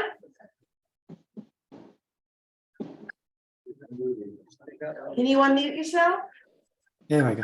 Sorry about Okay, thank you. Hi. Yeah, Bob Sorrentino, 401 Ocean Park Avenue. And first, I agree that if we are going to sell it, I think it should be split up and we should maximize our profit. That being said, the Shore Christian Church is still looking for permanent residents. And it came to my attention just recently that they had a walkthrough within the past year. And I'm just curious as to who in the borough was involved in that. You know, was the council aware? And were there any offers or counter offers made?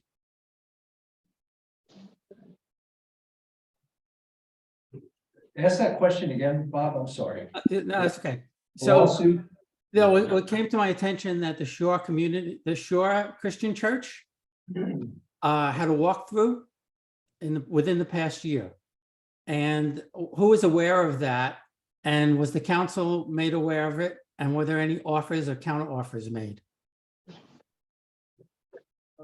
There were people that were interested, but there was no offers because it's not for sale. Like, they came in to speak about it, but there was nothing that happened. There was no result from that. So in other words, there was a walkthrough. I'm just surprised that this was. Sorry, I didn't understand your point, Bob. But yes, there was a walkthrough. I want to say That it was was over a year ago. might have been a year ago, but that as Kim said, the site wasn't for sale. And actually the inference they gave after they walked through was, you know, maybe if you donated it to us and gave us some money, we take it over for you. Which I said, I'm not sure that's going to work out very well. Yeah. Okay, well, that wasn't my understanding from talking to them, but anyway, be that as it may, I'm just surprised that it hadn't come up in any of the previous meetings. And just one other thing, I know we allocated some $200,000 to protect the asset. Leading up to Election Day, there was work done on the exterior. I'm just curious as to what was done and was temporary heat turned on as we were told, and how much of the $200,000 was spent? It did come in under budget. I'm waiting on for the final invoice from the contractor now. There is heat in the building, it's dry, they secure, they patched any. holes in Important discussion right here.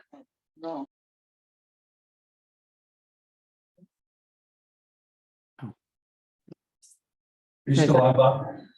I got lost. Okay, Bob?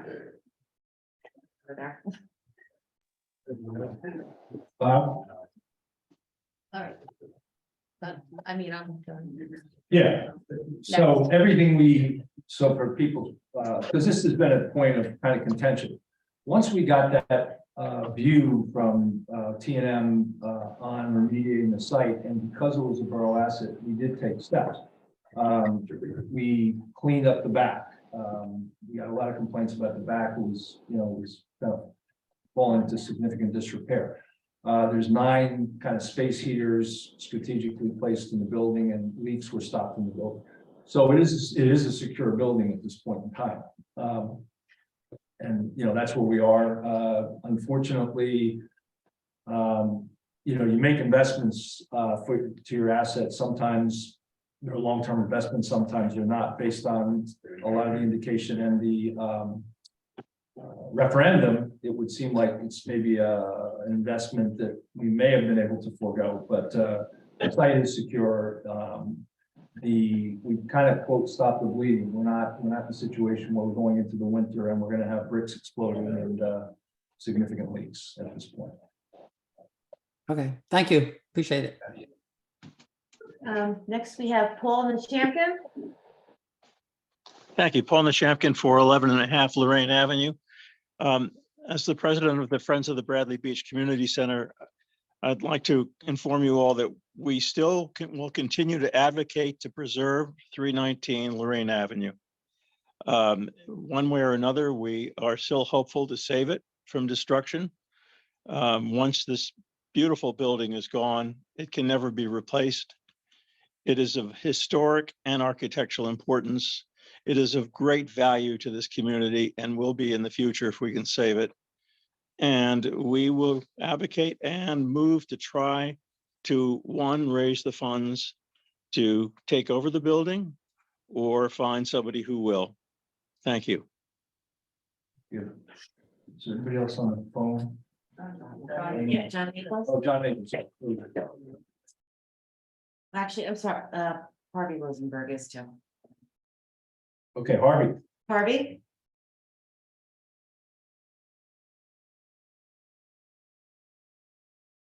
Is John's hand up just from last time? You're muted. Harvey, you're muted. Am I unmuted now? Yes, you are. Okay. After the last couple of years of talking, what's gonna happen to this building? We're going to do it, we're not gonna do it. It seems the consensus of the board and the residents of Bradley Beach, we're now going to sell it or some consequence of that.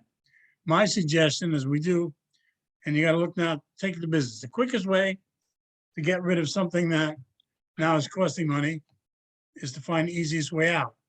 The easiest way out probably would be put it up for a bid with everybody says it's worth X number of dollars, but at the same time, you want to demolish the building, and if we're gonna do that and then subdivide it, we have to know that before you move forward.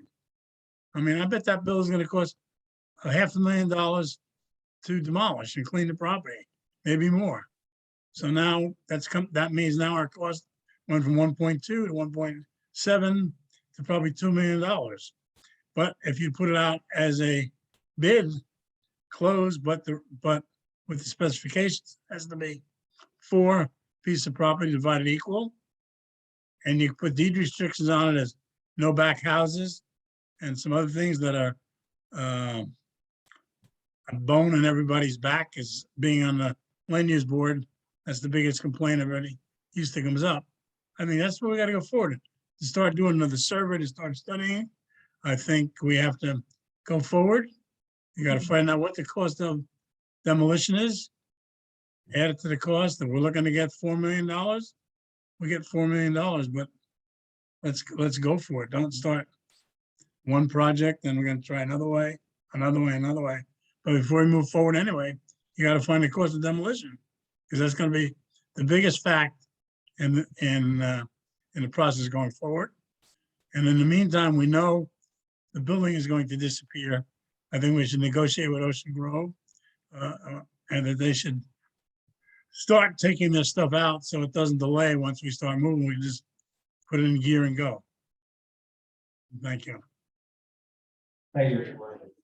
John needs this. Yeah. John? Yeah, hi. I have to agree with TJ. I mean, this building needs to be knocked down by the borough. I think you owe it to the neighbors and the people that live around there so that you can control what goes on there when this demolition happens. And TJ was correct in saying you're gonna get the most money from end users than you're gonna get from someone like myself who's a developer, because they're willing to pay more. And, you know, I think you have to control that demolition to make sure that everything's done properly. But if the borough is gonna definitely maximize their money by tearing it down, subdividing it, and then selling the lots. And if you put a deed restriction for back houses, it's a little different than going into a land use board trying to get a variance, because you'd have to reverse the deed restriction, which the borough wouldn't do. So I think it's in the best interest to tear it down, subdivide it, and then keep total control until the last minute. You owe it to the neighbors in that neighborhood too, because it'll be a mess if it's not done properly. Okay, thank you. Thank you. I can add a little bit more clarity to this real quickly. We got a price for abatement, which was 150,000. That was for an occupied abatement. It'll be far less. The building's going to be demolished. I demolished a 5-story, 60,000 square foot brick building, 5 feet from Route 1 in April. It was $150,000 to demolish that. This church is going to be nowhere near that much to demolish. It's not even close. Disagree all you want. I can show you the paperwork. I can show you the proposal. And we talked about an estimate. No, it's not an estimate. That was a lie. Why don't we get an estimate? Well, I'm just saying, it's not going to be $500,000 to demolish that building. It's not going to be $150,000. It's one of the meeting. Okay, thank you. Mr. Gentempo, do you want, Mr. Gentempo? Mr. Gentempo, did you have your hand up? Yes. Thank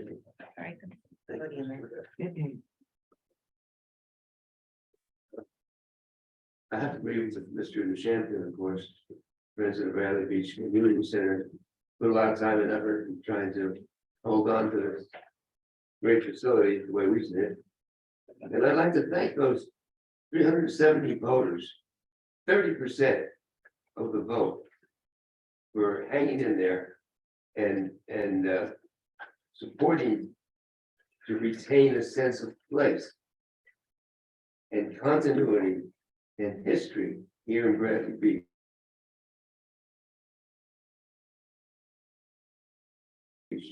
This, in spite of being dogged and hyped by a $10 million figure and dubious tax increase scenario.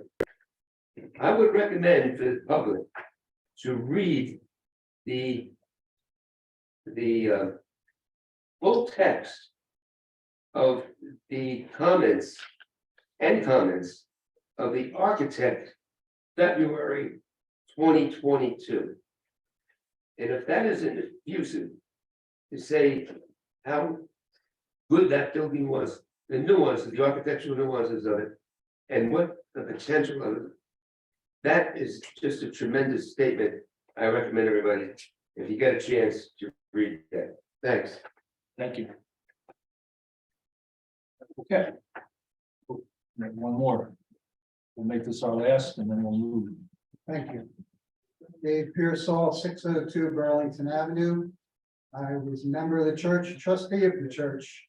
My family's been members of that church for many years. My grandmother went to that church. How many people in this room back in 2000, when the church was dying, were there to help? We did everything we could We worked very hard and we just didn't make it. And the story is now that let it rest in peace. It's time to subdivide it in 4 lots and let it be done, because that church is in horrible shape. I came in here 3 years ago when this was voted on. And I said, you're getting into a big problem here. So that's best thing we can do, and I'm thankful for the voters who voted against it. Thank you. Okay, thank you. Thanks everybody for your input, and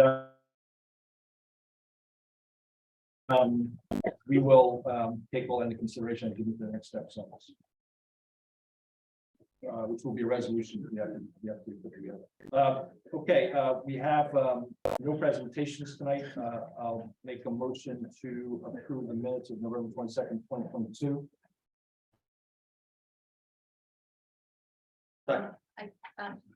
Somebody had their hand up there in the back.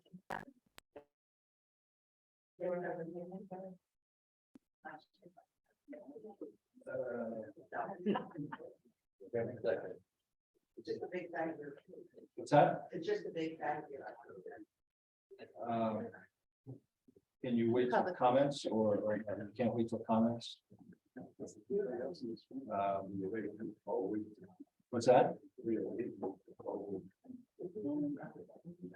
We want to let business community person make a quick comment.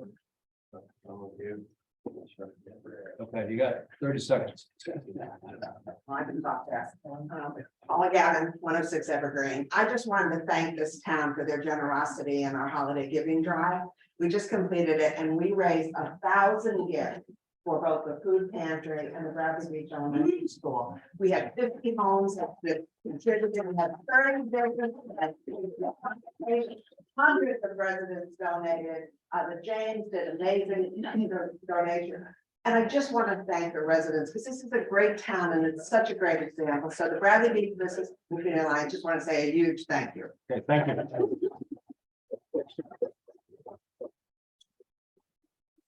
Okay, so we have a second on approval of minutes. Go, Erica. Mr. Vanel? Yeah. Mr. Gubatose? Yes. Mr. Sexsmith? Are you on here at all? Yes, I see him. You're on mute. Tim? Tim, you're on mute.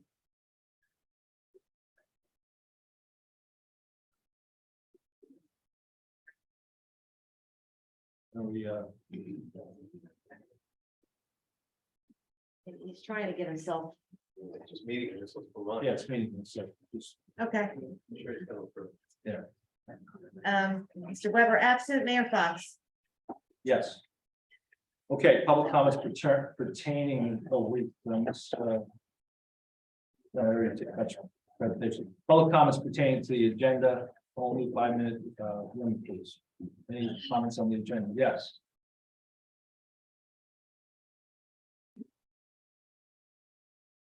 Dr. Tom McGuire, 610 Brittany Avenue.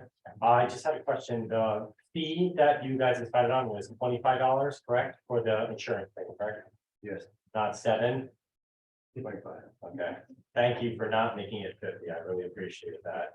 And how are we going to make, how are we going to make everyone aware of this? Because I think I'm the only one who knows about this. So how are we going to make all the businesses aware? So, once it gets adopted, then we'll have policy put out, code enforcement. We'll get in touch with all of the businesses, send out a notice, and, if anybody needs a mercantile, we'll have, yeah, And how's our headway as far as our, what's called, property owners, renters, rental units? What's our status on that? That'd be like, I know you said we were gonna have something at the next meeting saying when that's gonna happen. so a rental registration. Yeah, So they'll, through rental registration, they'll be able to get in touch with those multiple dwellings. no, my concern last time, was when that's gonna start, you know, because we're, like I said, we're easy, you know, we're right on the street. when is the rental is going to be? Uh, Ours is December 23rd, is that when we have to pay it Yeah, by? so what'll happen is, when we do the new workshop calendar for next year, which will be one of the first workshops, we'll do the rental registration, move forward with it, and then we'll. Okay, and will there, like, mine is gonna be from December 23rd to 2022 till the following year, it's gonna be years of work? It's a year, it expires December 31st. No. Every year. Okay, and then the same thing goes with when the people that start the rent whole unit, people, they start Correct. paying it. Yours will expire at the end of the year, or is it Correct. year to date, or End of the year. just the end of the year? Okay, cool. Thank you very much. Thank you.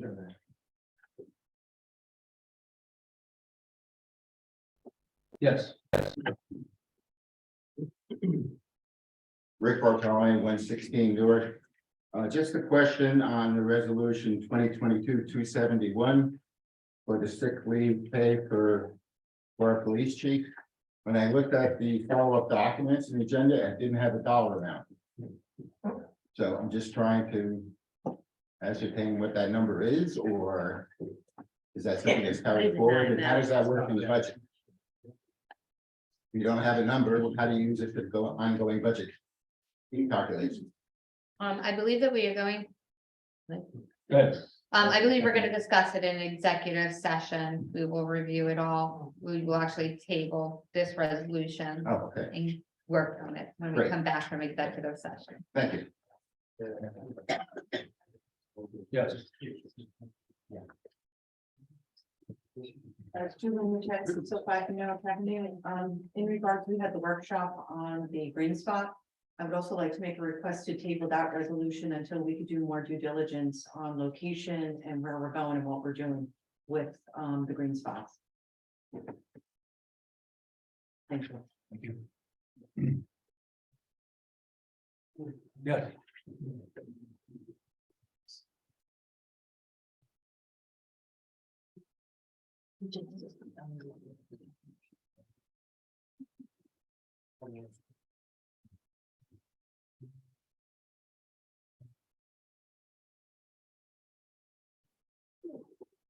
Nancy Meadow, Ocean Park condominiums. I've said this before. And been ignored. But I urge the council to not approve resolution 2022-265. As it violates our ordinance to mandate 2 meetings of the council. We only schedule 1 meeting for August, November, and December. And I don't understand how we have this as a recurring problem, and I don't understand how our council continually allows that. In addition, I've been following observations because I know I can't really ask questions that get rational answers about the bill list. Obviously, you're not spending your own money. And obviously, we do things backwards where we receive a service and then we have to pay for it. But we had a $31,000 Silverado for the police department purchase.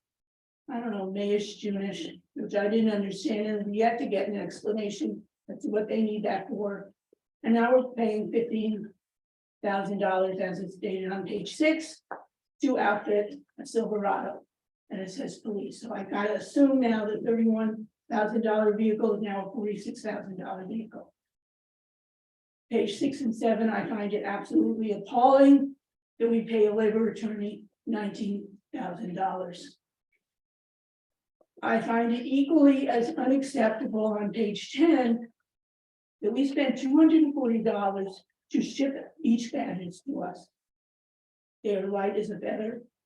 Obviously, again, we don't ask questions, we just buy and spend because it's not your money. We also spend $1,400 on 8,000 dog poop bags. Are we like supplying the whole state of New Jersey? You all think it's funny, but for me, $1,400 is a lot of money. When I had 2 dogs, I used my own bags. Same way, quite honestly, when I go to the restroom, I bring my own toilet paper. Or use, I mean, it just doesn't make sense. We paid $745 for training for someone. And may I add to the cost of the church, $4,200 on a questionnaire and referendum mailings. I also find it a little contradictory that we had 2 payrolls totaling $329,000. The reason I know it's 2 is because it says November 20th and November 15th. I'd like to point out that November 20th is a Sunday, or was a Sunday. So I don't quite understand how we're conducting dating checks on the weekend.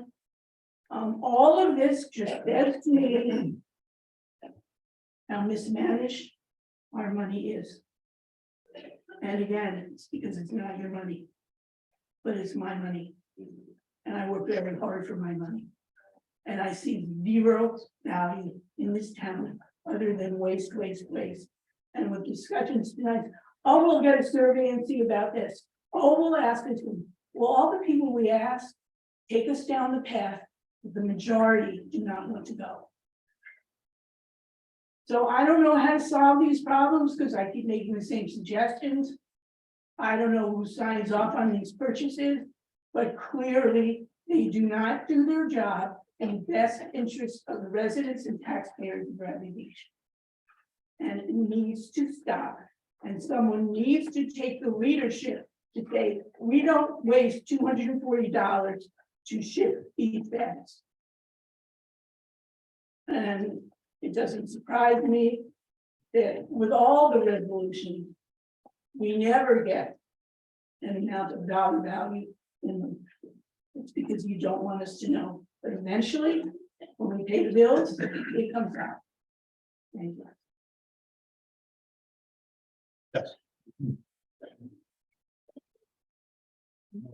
Thomas J. Cohen, 612 Third Avenue. I hate to correct Miss Meadow, but on page 7, the Bernstein firm was paid over 38,000, not 19,000. Thank you.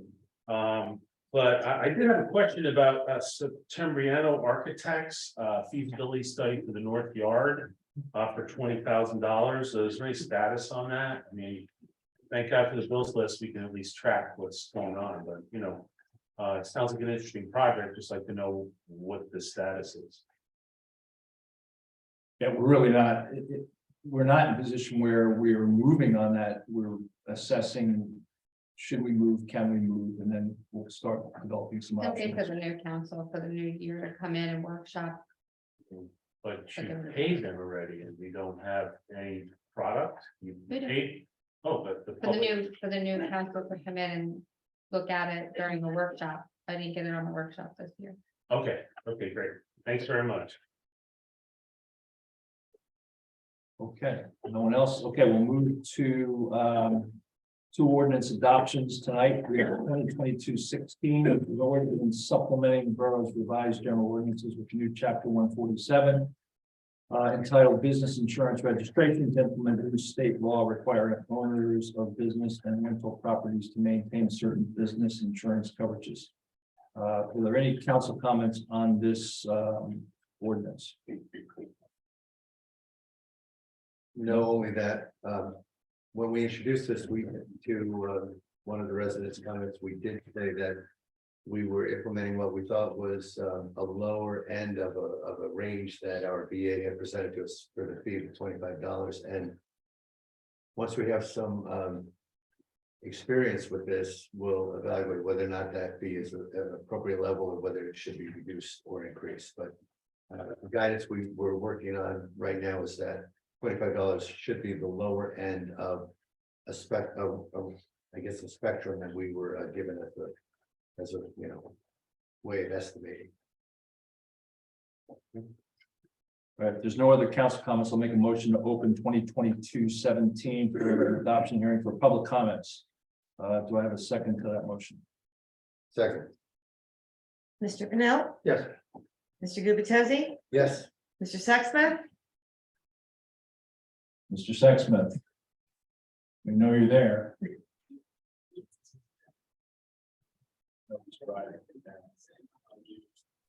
Yes. Mayor Fox. Yes. Okay, any public comments on the adoption of 2022-17?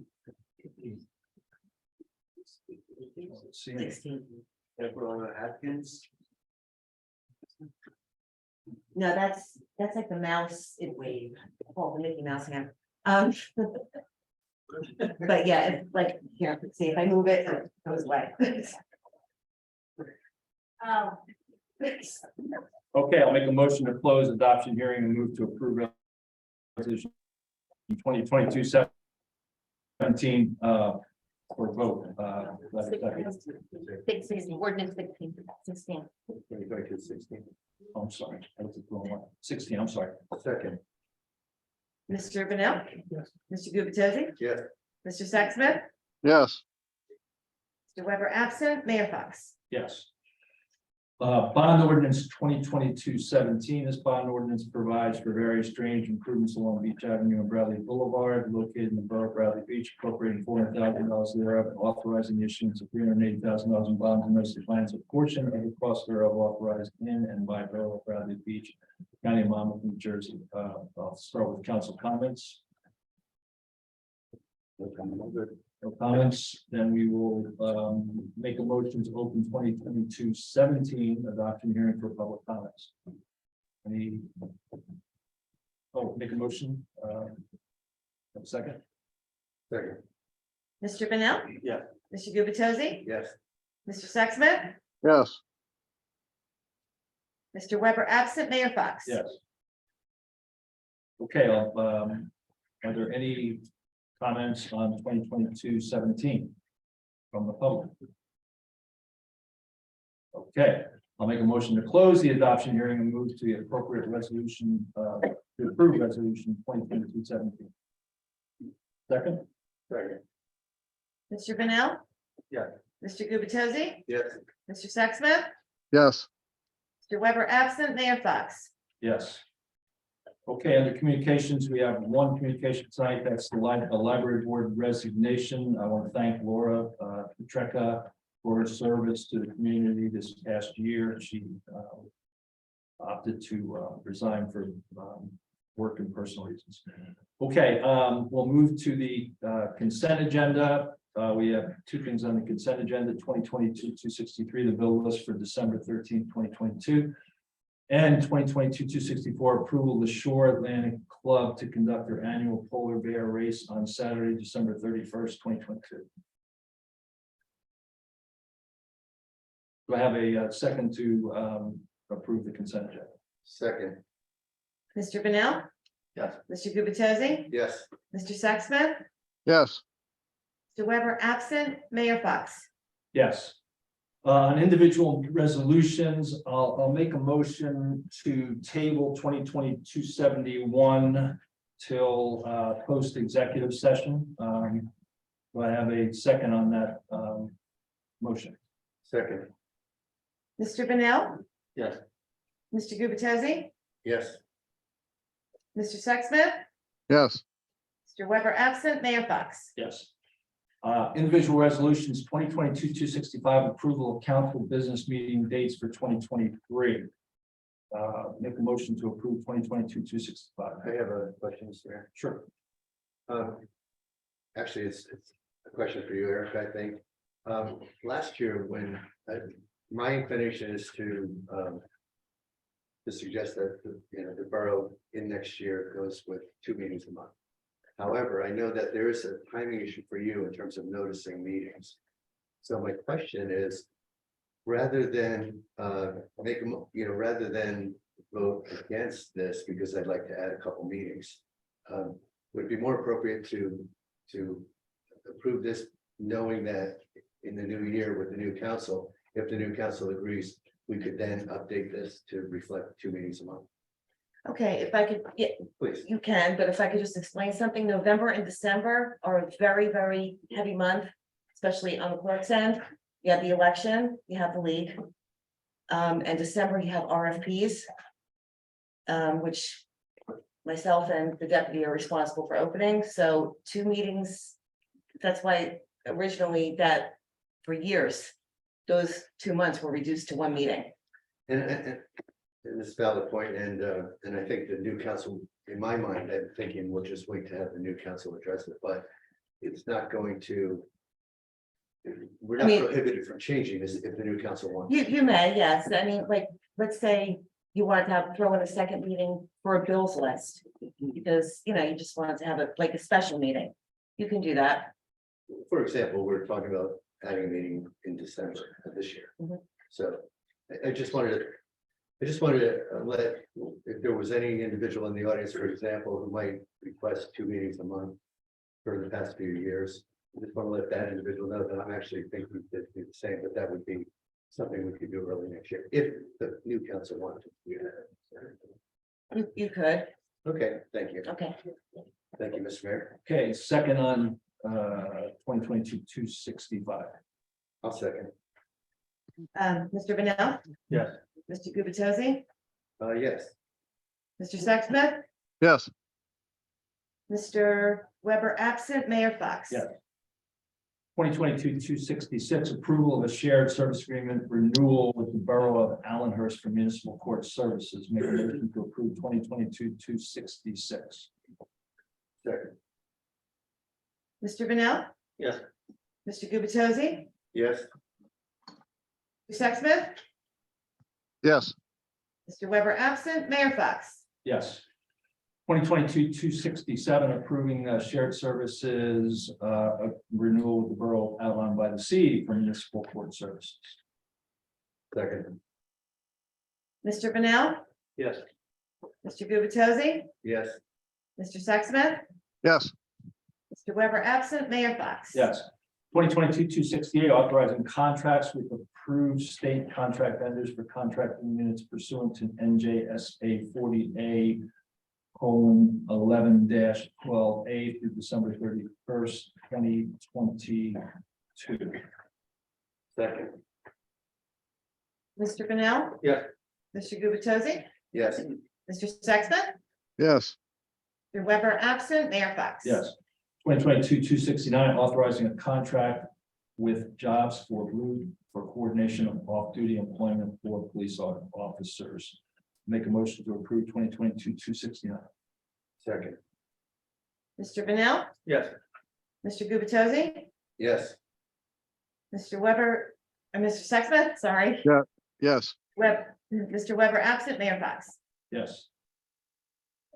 And 2022-270, awarding a contract to Green Spot to AC LLC of Jersey City, New Jersey for installation of electric vehicle infrastructure. Make a motion to approve 2022-270. Second. Mr. Bennell, I don't think we've given clear enough direction to Green Spot, so I'm voting no. Mr. Gubatose, Following the guidance that Ms. Humphrey provided, that we actually at least have until the end of this month to make this decision. And there are questions specifically in my mind around location, especially the residential location and the alternatives that we might need to consider that would not be particularly residential. I'm going to vote no at this point. You have something? Yeah. So it's a bid. The proper would have been not to vote, but table it because it has to be rebid otherwise. I would like to do it. The mayor got the motion before I could, so after we vote no, can I make a motion? I think that you're I gonna think I have have to table it first. Yes. Well, you started voting, so you could just stop voting and table it. That's what you're gonna do. All right, 2022-270, I'll make a motion to table. Second. Second. Mr. Bennell, Yes. Mr. Gubatose, Yes. Mr. Sexsmith, Yes. Mr. Weber absent, Mayor Fox. Yes. Okay, so we have mayor comments, reports. I thought I'd start tonight with to see if the business administrator had anything she wanted to cover. I know that she just met with the engineering firms. I don't know if in concert you guys want to just cover a few things and then we'll move the reports or. Sure. I believe that Ben might need a microphone, or unless you feel like you, yeah, I think that's probably the best. I don't have too much. I have my end of year meeting coming with all the departments and department heads. This coming week, I have requested that each of the departments give a 5-minute presentation or report on how they felt the borough, how we're functioning, how the department's functioning, any changes that we need to see, any changes in the budget. Budget requests are out to them, so we'll discuss the different budgetary needs. There has definitely been an increased cost this year due to inflation, the cost of materials, gasoline, fuel, utilities. So I'll be better prepared actually in January to give the end of the year information from the departments. And then I'm gonna let Ben give the engineering update as well. Thank you, Kim and Mayor Council. So I wanted to just come here today and give you kind of an end of year report, summary of the work that has gone on in town this year. So I'll start with some of the projects that are underway right now that we're working on. So first we have the ADA improvements to Lake Terrace Park. That is utilizing a $70,000 Monmouth County open space grant that the borough was awarded. Prepared plans and specifications. The project went out to bid. Unfortunately, the bids came in higher than what was budgeted for.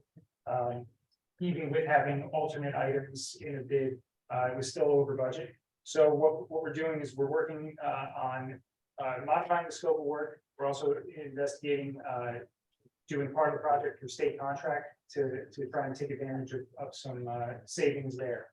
And we'll be getting that ready to make a decision on whether we go back out to bid, a state contract, or some combination of both pretty shortly. Another project that we're working on is improvements to Park Place Avenue. That's utilizing a NJDOT municipal aid grant that you have for $193,000. That project includes sanitary sewer replacement from Main Street to Pleasure Lake Avenue. It also is concrete improvements, curb and sidewalk, and then repaving the road. The project has been surveyed. We're advancing the design at this point, and we anticipate construction to be in the spring.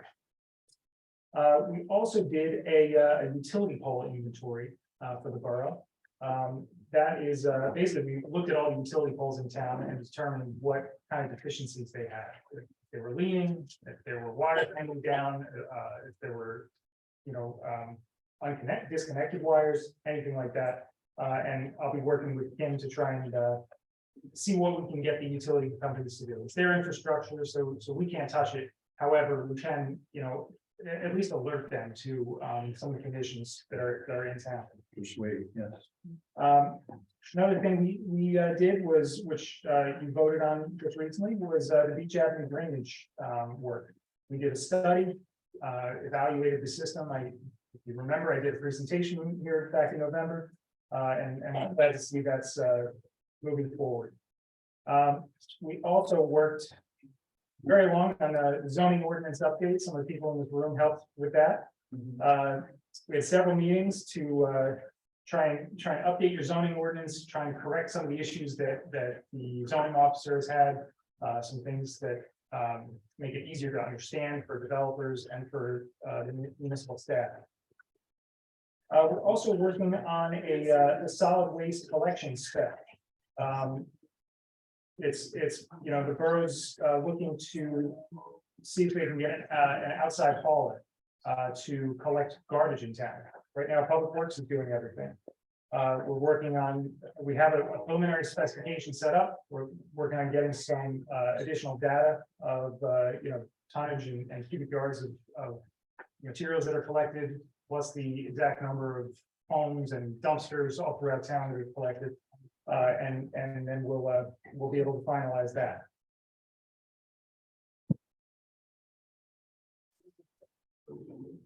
Some of the pending grant applications that we have in town. We've applied for a few grants this year.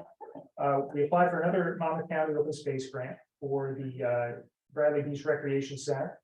That is for resurfacing the sports courts, adding pickleball, restriping, improvements, including to the paved walkway, some fencing improvements, and then there's some drainage issues that we can take care of as well. There's also a new grant out that was just announced recently, local recreation infrastructure grant. That's the it's a relatively new grant. It's the first year in existence was last year. So we're going to be applying for that as well. And I believe the application deadline is in January for that. So we're working on that. Some other grants that we are working on, or that we have applied for, a Safe Streets for All grant. This is a federal planning grant that is opening up for opens up opportunities for larger federal grants. Basically, this is part of the federal government's goal for 0 deaths on American roads. So there's a lot of money available for through this program.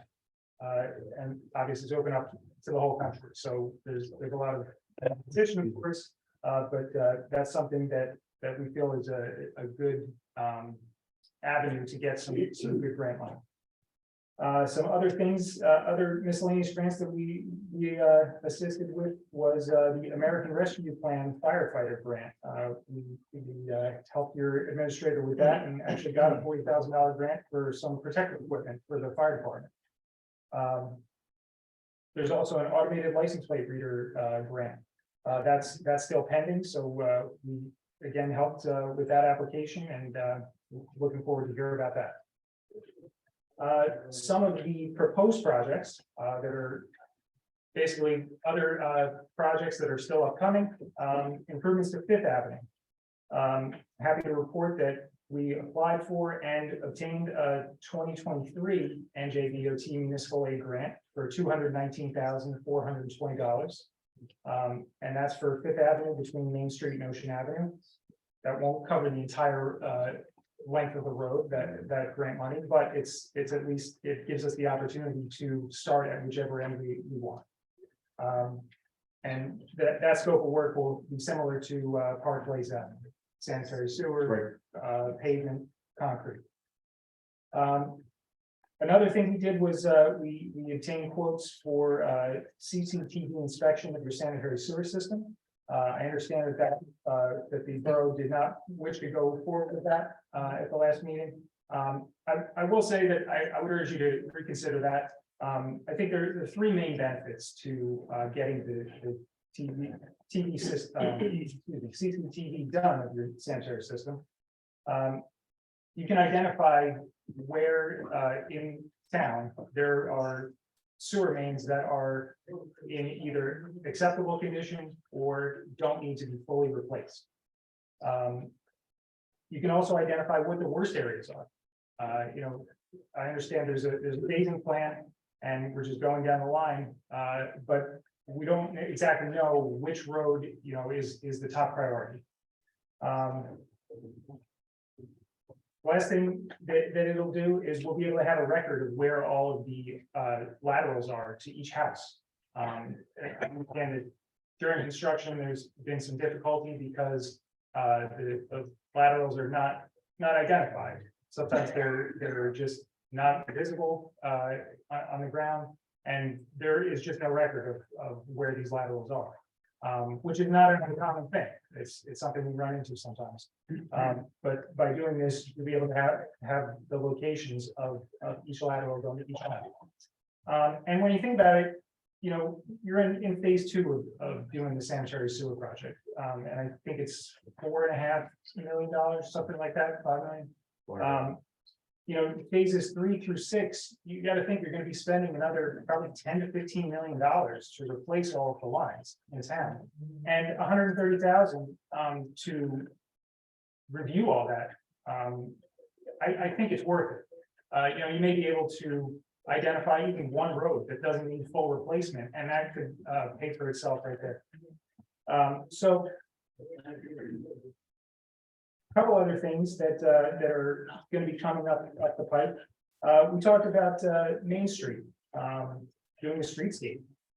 Obviously, we have the Rutgers study that's that's been prepared. I did a presentation a while back earlier this year to the council, and that's something that I think is obviously going to have to be done in the future.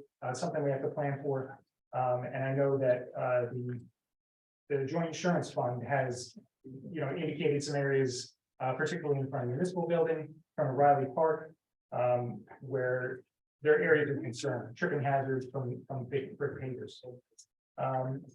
Sylvan Lake Bulkhead. One of the things that was discussed was continuing that bulkhead upgrade. There was some replacement of the wood bulkhead with a block wall was previously done, and we want to extend that. We also want to add a walking path. I think you have a good amount of space there between the road and the lake where you can have a nice walking area.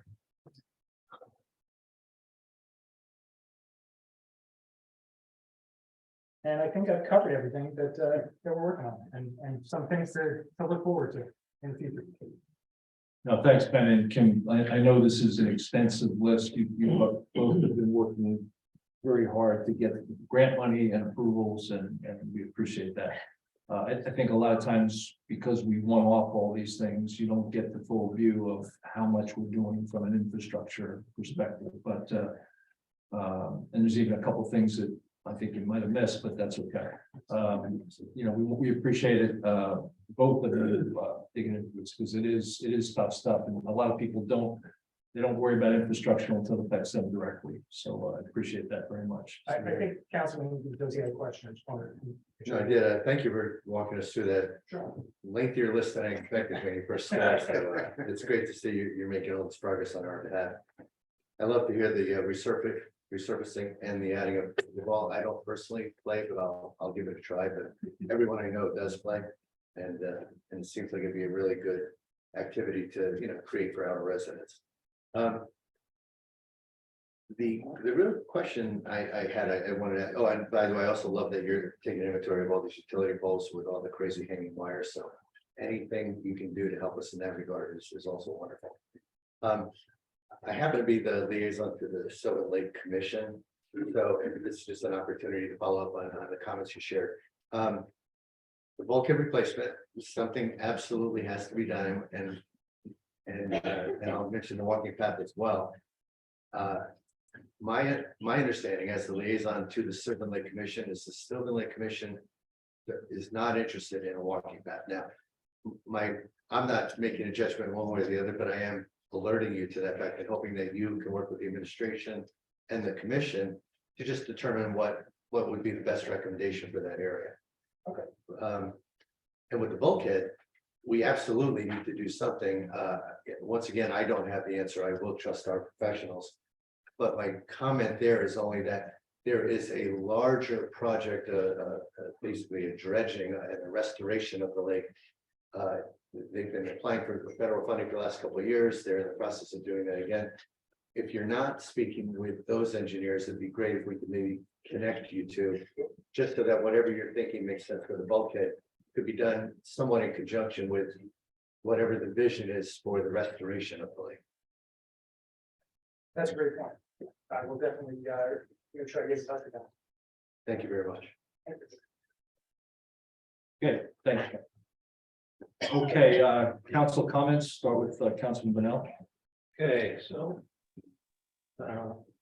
Dig into the first aid fire here. For the operational period ending December 13th, 2022, the first aid squad responded to 28 calls and 6 night calls for a total of 26 calls.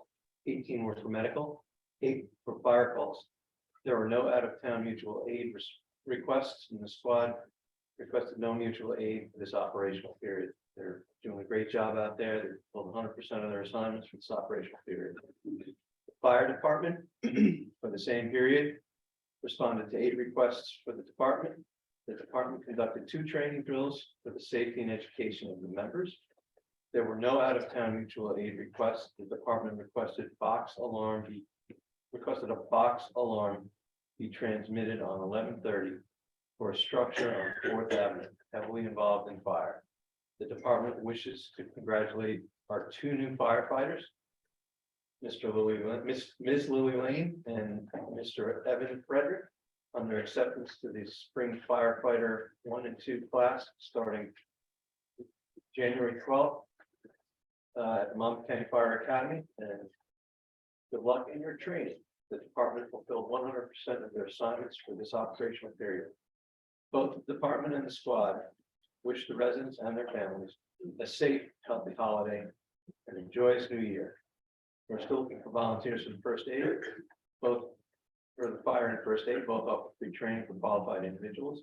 Anyone wishing to volunteer for the fire department or first aid squad, applications can be found on the borough's website.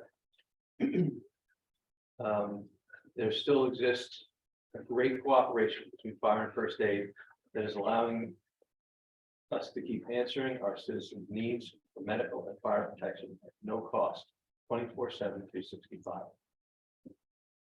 That's my report. Okay, thank you, Councilman Tosi. Yes, thank you, Mr. Mayor. For starters, I meant to mention this when we were voting on the resolution regarding establishing our meeting dates for 2023. I forgot, but in case anyone else missed this, I initially missed the fact that we, the borough, are moving our meeting dates to Wednesdays next year, second and fourth Wednesdays of each month. I actually figured this out about half an hour before the meeting, so I was looking at the dates. I was actually trying to check the Jewish holidays. And I was looking at the calendar, and I'm like, wait a minute, these are all Wednesdays, so I just missed it. But I just want to make sure everyone's aware, it'll be the second and fourth Wednesdays of the month.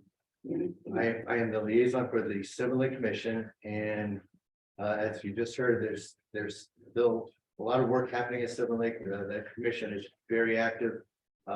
They are doing some limited decorating for the holidays around the benches at Civil Lake.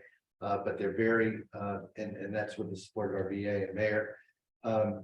They are obviously very interested in the much more significant project work that lies ahead with the bulkhead, with the, some of the other work that's going on there.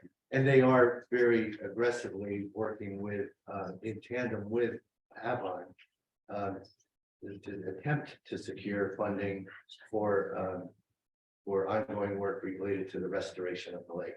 They actually did, I think I said this earlier, a few meetings back, but I believe they actually did secure a limited amount of funding. I want to say $140,000 to help them set up the initial planning of that restoration. So, and that's a huge breakthrough for them, because I think we've been talking about the restoration of the lake long before I moved to town, which was 16 years ago. So the fact that they actually have some funding and they have the eyes and ears and attention of the Department of Environmental Protection and the federal government, the hope is that they'll start to make progress soon. Fletcher Lake, I'm the liaison. They actually have a meeting tomorrow night at 7 o'clock for anyone interested in attending. To be right here. And Fletcher Lake just announced that they are changing their meetings. They used to meet on Wednesdays when our council meeting, Wednesdays, not when our council meeting was. Now that we moved council meetings, they're moving their meetings to Tuesdays. I also want to mention, there seems to have been just a glitch, I'll call it, for want of a better word. I believe I was not aware, I believe the council was not aware that we had allowed a resolution that we made a couple years ago to lapse related to the ABC relaxation of land use laws. I actually noticed some folks from one of our businesses in town who actually reached out to me a few days ago and said, hey, what's going on with the ability to have tents, the ability to have other things in parking lots in place of parking? And I realized that we had a resolution in place, obviously aligned with the governor's orders back when COVID was made, to allow all of our businesses that, they had the space to use parking spaces for dining. The council had a meeting on September 28th. We had a workshop. We discussed this, and the council said, actually, our attorney said the council would make a decision on it in the couple months ahead. That legislation, that resolution that we passed 2 years ago expired in November, but the council never readdressed it. So I mentioned that just not only for the public, but for some of our guests I see in the back of the room, that we, the council, are talking internally about how we can at least make sure we have a broader discussion of this. And we don't have a resolution on that yet, but I at least want to mention that conversations internally are taking place. That concludes my comments. Okay, thank you, Councilman. Councilman Sexton, Council President Sexton. I'm sorry. Thank you, Mr. Mayor. I apologize. I am unexpectedly unable to attend tonight, so I do not have access to my notes regarding the police report. So I'm just going to suffice it to say that it has been an honor and a privilege to serve the borough for the last 3 years as a council member. And I congratulate and wish the re-elected and newly elected members of council well going forward. Thank you. Thank you, Council President.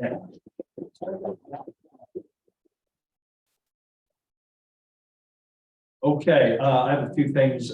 First, as I said, the last council meeting, election day has happened.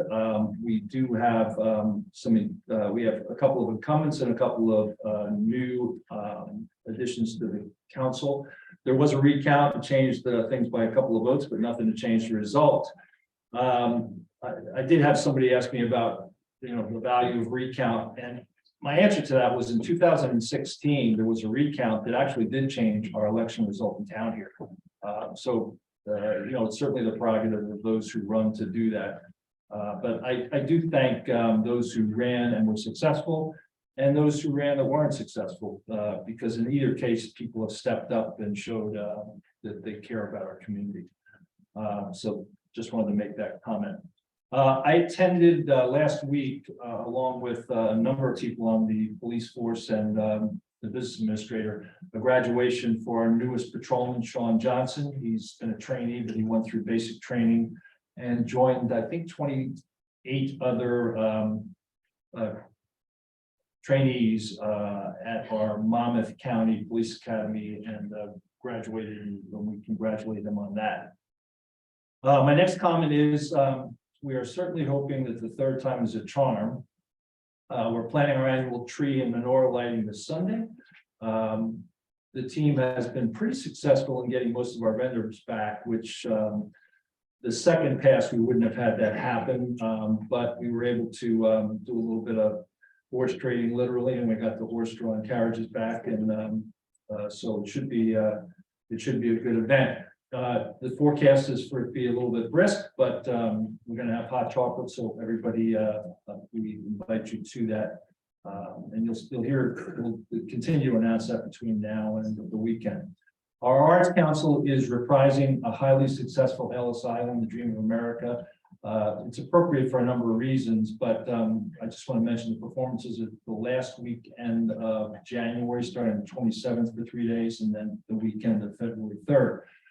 These performances are dedicated to the brave people of the Ukraine by the Arts Council. And for those who didn't attend the Ellis Island play a few years ago, it's really worth it's really worth the time to see that. So we encourage you all to be 6 performances at the school, and those who haven't been at the school in the last few years because of COVID, you can kind of reintroduce yourself to the auditorium, which is a beautiful place for an event like that.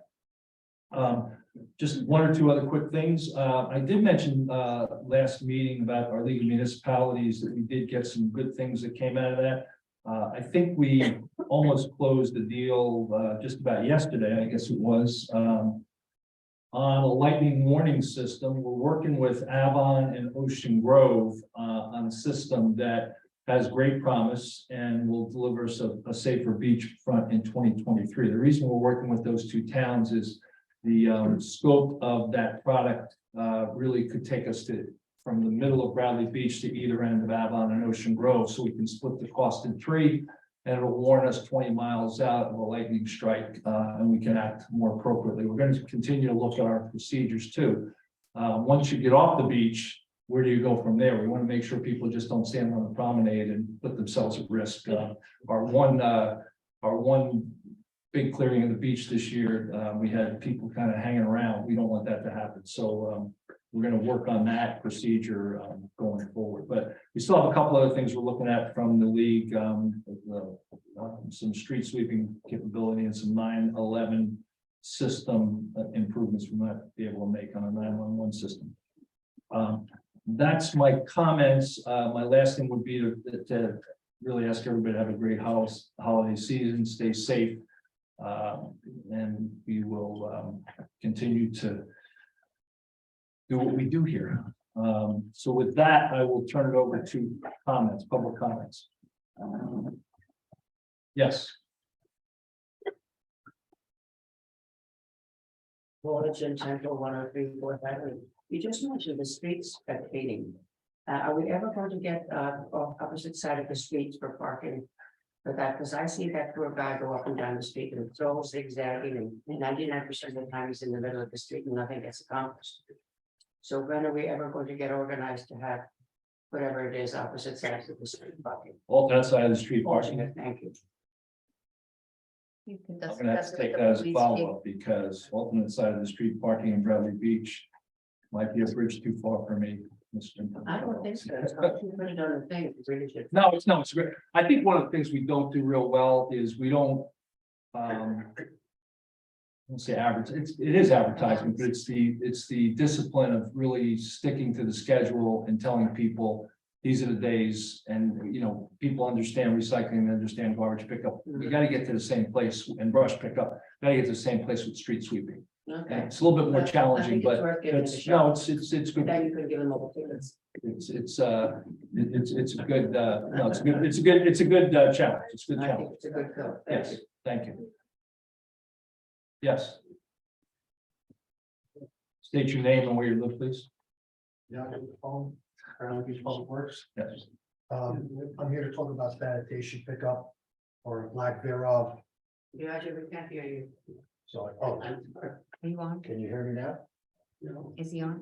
Is the red light on? It's the red light's on, I'm up to. Just get close to the microphone.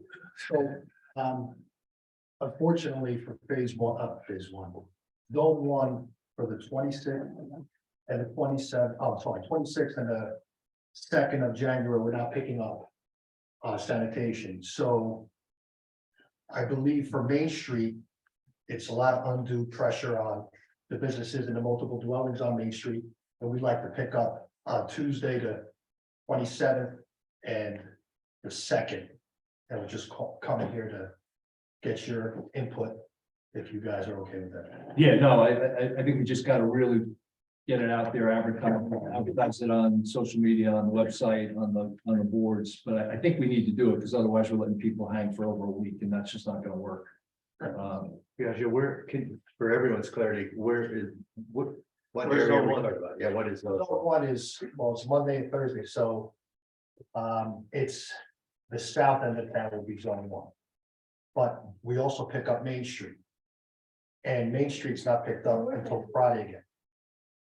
So we'd like to do phase three, So is it all of Main Street or only all of Main Street. all of Main Street and the south? end of town? Yeah, in the 700 blocks. No, the entire Main Street. Okay, well, entire Main Street and the south end of town, what's the road that separates the south? Yeah. I'm sorry, right, that's not a good way. Yeah, it is. Yeah. And my hip and my knee is carrying the stand. I'm sorry, I'm probably into, so zone one is the north end, Yes. north of Friendly, North of Burnley North, correct. Plus, Main Street. Main Street. Plus me, yeah. Yeah, so I think it's, with. the Makes sense. holidays, a lot of undue pressure on the businesses. And the multiple dwellers on Main Street, so we'd like to pick it up on Tuesday. And speaking with my sanitation foreman and assistant superintendent, should not add any overtime for that day. So, You guys deserve a couple Thank you, days Jim. off, yeah. okay, thank you. Thank you. Thank you. Anyone else? Yes.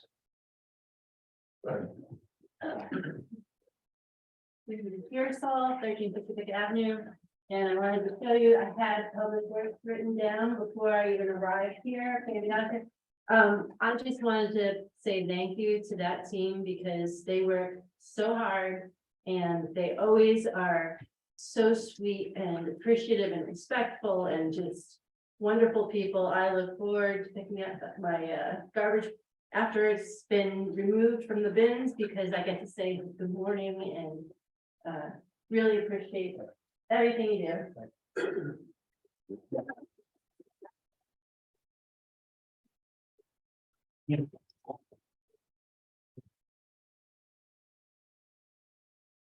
I hear you.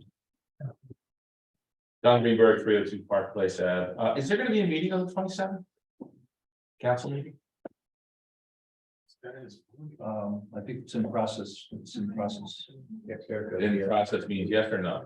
It's in the process of getting put together, yeah. Oh, so it's gonna be, gonna happen, okay. And are you guys still running the executive session, even though John's not here? Yeah. Yeah? Yes. Okay, just wondering. Thank you. Yeah. Joseph Costantino, 621 4th Avenue, Bradley Beach. I just want to go back to my question from the James real quick. You guys do record you know you're being recorded, right? Like you guys get it? I think you do. And I think what you just said is that the 4 lots are going to be split up and subdivided. Is that right? And that they're residential, right? But the James is also residential, is it not? But it's a hotel, right? Or no, is it a bed and breakfast? But that doesn't matter. Does it have parking? Is what I want to know. So what are the chances that you all are going to sneak a hotel into one of those 4 lots? Tell me how it's not possible. Save it, because you're all full of it. You are being recorded. Do you understand this? Don't act surprised, Kim. Everything you people say. I'm sorry, you're out of order. is recorded. You Mr. Mayor. It doesn't scare me. You got up and walked in to get him as soon as I walked in here, Mr. Mayor. You're losing your grip on power. That's your problem. You just lost your counsel. Did you not? Did you not? But it's 3-2 either way. Is it not, Mr. Mayor? Your looks do nothing, sir. We know you. Try harder, please. Review the tapes, bro. Anyone else? Yes. Now that should do it. Thomas J. Colan, 612 3rd Avenue. In your defense, Mayor, the James was a pre-existing non-conforming bed and breakfast, so yeah, that clears that up. I'm sure it's a bed and breakfast, we keep. Pardon? It is. I'm sorry. What did you say, sir? The city's not sure if it's a bed and breakfast. Well, it says on your ELAC form when they gave you $500 to James, a bed and breakfast. So I think you know it's a bed and breakfast. But I have a story to tell, and I'm going to use my 5 minutes. In 1997, when I won an election in Manasquan, the mayor, who also did not appreciate me very much, called me the next day and he congratulated me. He was a total gentleman. 2 days later, I was in the building. I was given my business cards. I was introduced to all the department heads. I was given a mailbox, a desk, a clerk to work with. And believe it or not, insurance cards, because we got insurance then as a council person. I was given a packet to attend the League of Municipalities. I was given a packet for every meeting and invited to sit on the dais, although I could not go into closed session. I could participate. I interviewed all the possible professions. It's now 35 days since the election there. And our 2 councilwomen-elect have not been congratulated in public by you. I find it horrific that you would treat them like this. It's really. I'm sorry, Mr. Cohen, you're not, I congratulate all the candidates. When, sir? When? Today? I did the last meeting and this meeting. There is a tape. I agree with Joe on that. I do. There is a tape. You're absolutely right. What's your point? You have a point here? My point is that they're councilwomen-elect. They're not just residents anymore. They're councilwomen-elect. You haven't included them. You haven't given them any documentation. You haven't invited them to interview any people. So they're going to get the vote on January 1st for the appointments when they don't even get to choose who the people are. That's not how government works, sir. And nobody said that is gonna be the way it works, so I appreciate it. If you- No. How many days are left? Huh? You got 3 weeks. Yeah, we got 3 weeks. Okay, yeah, but it would be nice to, make the announcement. Thanks so much. Anyone else? Yes. Victoria, I need 419 for a place. It would be much better if my mother could tell you this story because it more so impacted her. Some people know my mother who's in her late 80s. You may not think that about my mom. She's quite a spitfire, but she's in her late 80s. On November the 17th, Thursday night into Friday night at 12:30 p.m. a.m., someone banged on her front door. Startled, she woke up, came down the stairs. The girl was quite inebriated. She came to the wrong house because she was a guest at an Airbnb. She showed up on our family home at the porch, banging to get in. Turns out, my mother chased her off the porch. She called the cops. The police came. They circled around. They found her. And good news for her, she found her appropriate Airbnb. But my point is this: is what are we doing about the Airbnbs? And I'm just going to revisit this time and time again until we do this. We're going to charge a rental $25 to make sure someone has insurance. Are you going to do it for every time there's a turnover for an Airbnb, for short-term rentals? How are you protecting the residents? Airbnbs, I hate to say, I feel like they take away a sense of community and neighborhood. But some girl was banging on a door at 12:30. My mother couldn't walk down the steps and broke her hip. So no one came around and checked her property. It could have been English. Someone could have knocked on her front door, an innocent girl in distress, and the boyfriend could have been in the back room in the back door. So just a concern, it just points out an element of concern and surprise. You know, my mom, she's a lovely woman, but she didn't need to be startled at 12:30 at night. Just an example of having an Airbnb in town. And that's what happened. She was disoriented. And the police officer was nice and come back, and he said it was because she was cold and she was a little disoriented, but the girl was bombed. So that's kind of my story, just how to share it. But if we can just address and visit the concerns for Airbnbs and what are we going to do to mandate them, control them? We can do these things. We can do everything else for renters. What are you doing for short term and the term? And they're business owners. They're making money. You're not a resident. You're not a neighbor. You're an investor, and you're making money on the backs of people in the area, and you're taking away the sense of community. Just want to tell my story about my mom. Thanks. Thank you. And I would agree with you. Anyone else? Yes.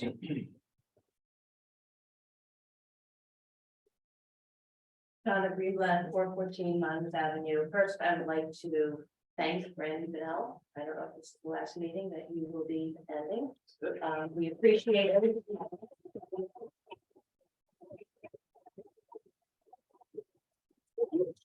So I'm actually commenting on something that I found very disturbing. I think it was Friday evening or Saturday. An article appeared in the CoStar, and it was apparently a leak of what became the public censure. I don't know how this was leaked. So this was an article in the CoStar. I'll just take a few excerpts from this article. A cease and desist sent to Councilmember Gubitosi, which was also anonymously to the CoStar on December 8th. I'm just wondering, so this is a letter, apparently, according to this article, that came from the attorney of an unnamed municipal employee. And this is with regard to the public censure. This was something that was brought up a number of months back. And as I understand, this public censure was not approved. Having said that, I'm wondering, so if a letter was sent to Mr. Gubitosi, who else received that letter? Who else was in possession of that letter? That it was then leaked to the CoStar, because that's quite concerning to me. And something such a personnel issue, such a private issue would be leaked to the public. That should be concerning to the borough. It should be concerning to the municipality that something like this gets leaked. So how many people were in possession of this letter? Got to be one of those people who leaked it. This is quite alarming to me, because what this is doing is actually overstepping the vote against the censure, against approving a censure, and basically publicizing this information in the newspaper. It's inappropriate. I don't disagree. So how is this leaked? How is something like this leaked? And it's concerning that it was leaked. And what's gonna be done about this to find out how something like this was leaked? This is damaging an individual's character. This is really quite disturbing to me. So there's either an individual or more than one individual who leaked this information, and that's truly problematic. The cease and desist letter, the article also referred to Mr. Gubitosi's wife and a number of others who were also referenced as harassing. I really find that inappropriate to come from a letter such as that. That's speculation, it's opinion. I'm just so disturbed by this. I don't think that it was a mistake that this leak of this letter came out the day after the recount of Mr. Gubitosi's election. I don't think that it was coincidence. I think there was something very calculated about this. I'm speaking personally as a resident, and I'm very concerned about this.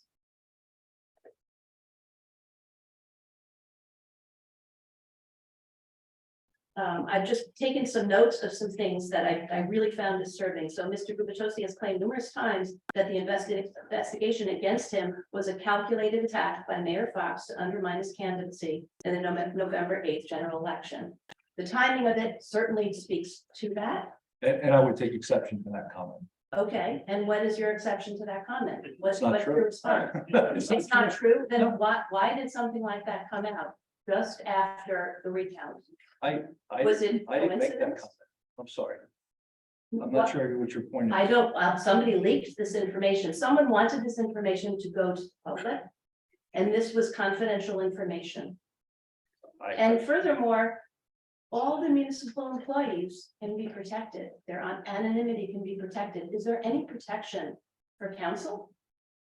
Does council have to? The same personnel practices are offered. I conform to those personnel practices. And I will continue to conform to those personnel practices. And yet, Personnel reports are confidential. They should not be shared with the public. I can't agree more. and yet it's okay for an individual who's basically tantamount to being assessed guilt by a public censure, which was not approved. So that the publication of that article, and I'm also quite disturbed that an anonymous leak is reasonable journalism. You know, does the CoStar have the information of who submitted this? Because to me, it's quite alarming that there's an anonymous individual and probably a very small group of people who are aware of this. Five people. Okay, so I can probably eliminate a few of the council members who have probably been supportive of Mr. Gubitosi, and then it comes down to just a couple of individuals. That's really quite alarming to me. I know that the turning off. Yes, it is. Your time's up. Thank you. Thank you. Anyone else? Yeah.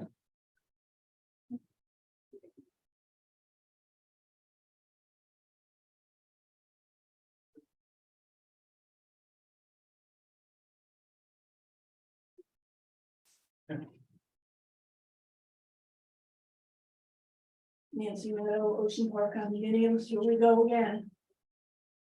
Tim and Randy, thank you for your service. Randy, I've learned more about construction than I ever wanted to know. Sorry. No, I'm so grateful and I hope you will continue when it's not mandatory. Although I actually think it really is mandatory. Ms. Greenblatt said, it's not surprising because I've said 1,000,001 times, and I'm exaggerating, there is a problem with this administration. And she's talking about privacy. I'm talking about security. There was a meeting in October here. Law enforcement said safety was its #1 priority. And there I am, I can't get down Main Street on Saturday because there's at least, I counted 3 law enforcement people blocking the street watching soccer at Darcy's. That compromises my security, my safety, as it does the no patrols. Well, I shouldn't say no, that rarely do patrols go down my street. And I'm telling you that one of these days, innocently, I'm going to run over somebody bicycling going in the wrong direction. There are rules of the road. People have suggested giving out summonses or something tonight that in addition would be revenues. And yet we just ignore it because we're rich and let's poorly spend our money. It's also been brought to my attention that certain, I'll call them, put them in the category of subcontractors. I don't really know what they are, that provide services independently to the borough, have keys so they can retrieve things from their mailbox because they come here when we're not open for business. How many people have keys to this building? That's a little alarming to me personally. That's maybe my bias as a New Yorker, needs a lot for the number one priority in life. And as we discussed, you not spending my money wisely. Let's look at the website for which we spent over $8,000. First, the public was insulted that the volunteers of the previous one don't know anything.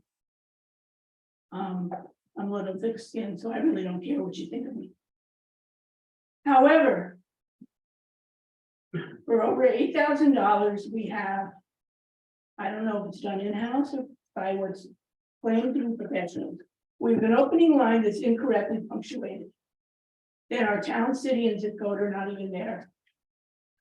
I had to actually email the VA to find out our fax number, which miraculously appeared on the website after I inquired. And thank you for responding quickly. I appreciate that.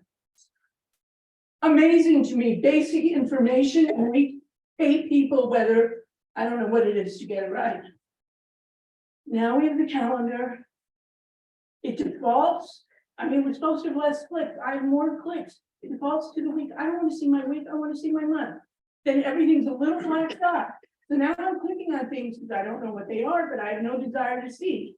Couldn't council be, I don't know, what's your favorite color, Mayor? Put the council meetings in that. The rep be whatever their favorite color. This is getting ridiculous.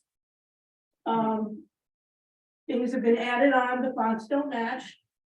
I still don't know the difference between a committee, a commission, and a department, but tourism is all three. So they get 3 listings, let alone the inaccurate information that still is up there. I never knew we had an ADA committee. Nor did I know we had a committee for dispute resolution. I mean, really, but yet other committees that we used to exist, I don't know what happened to what was called the beach committee, that disappeared, as did a lot of other things. Where's the senior citizen thing? It's nice that it's on the neon sign, whatever you call that thing.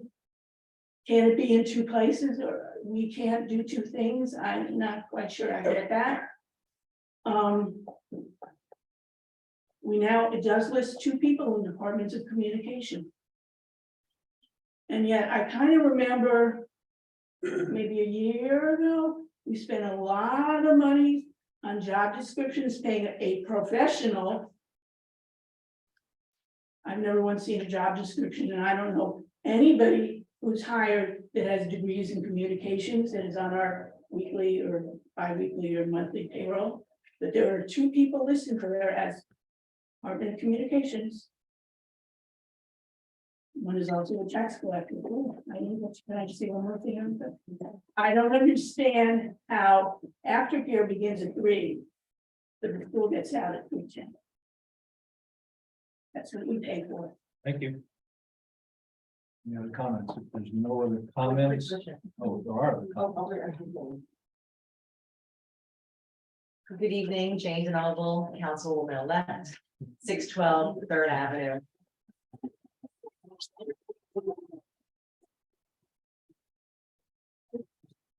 Thank you. For the record, you have not congratulated me, but I'm giving you the moment now. Yeah, as I go back to my notes, I said, I congratulate all the council. That's all I have. I'm sorry. I just asked for one word. Congratulations. Thank you.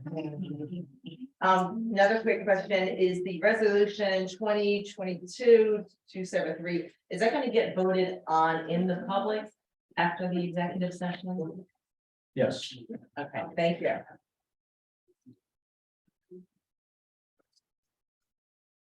I just have three things. Thank you, Randy. You did a great job. And I also learned a lot about building permits. When do we plan to put the VRBOs, Airbnbs on the agenda to figure out what we're gonna do with them? I hope as soon as possible. What does that mean? I hope in January. Let's do it like next month? We're ready to go. We've been ready for months. Okay, and I just want to wish everybody a happy holiday. Thank Thank you for coming. You too.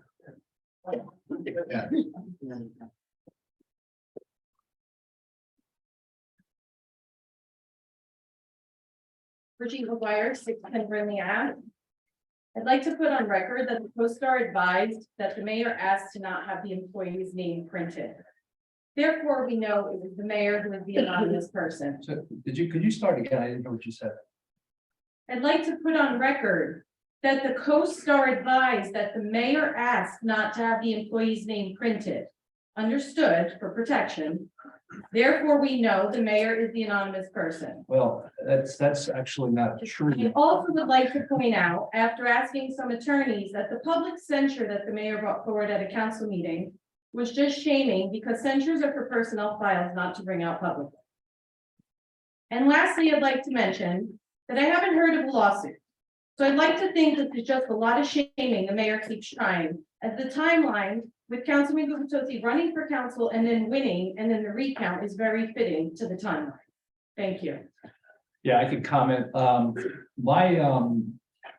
I actually contacted the CoStar after the article came out and said, you really need to, I think, I haven't seen Mrs. Greenblatt here anymore. But there she is. That there, I think it's been removed, people's names. I said, it's just not appropriate. That's my only contact with the CoStar was, to tell them that something wasn't appropriate in the article. So, don't accuse me of something I haven't done, please. Thank you. We'll move to, the next agenda item, which is, executive session. Make a motion to move into executive session. Do I have a second? Second. Mr. Bennell, Yes. Mr. Gubitosi, Yes. Mr. Sexsmith, Yes. Mr. Weber, Not here. absent, sorry. It's getting late. Mayor Fox. Yes. Thank you all and have a good holiday. For those who can stick around.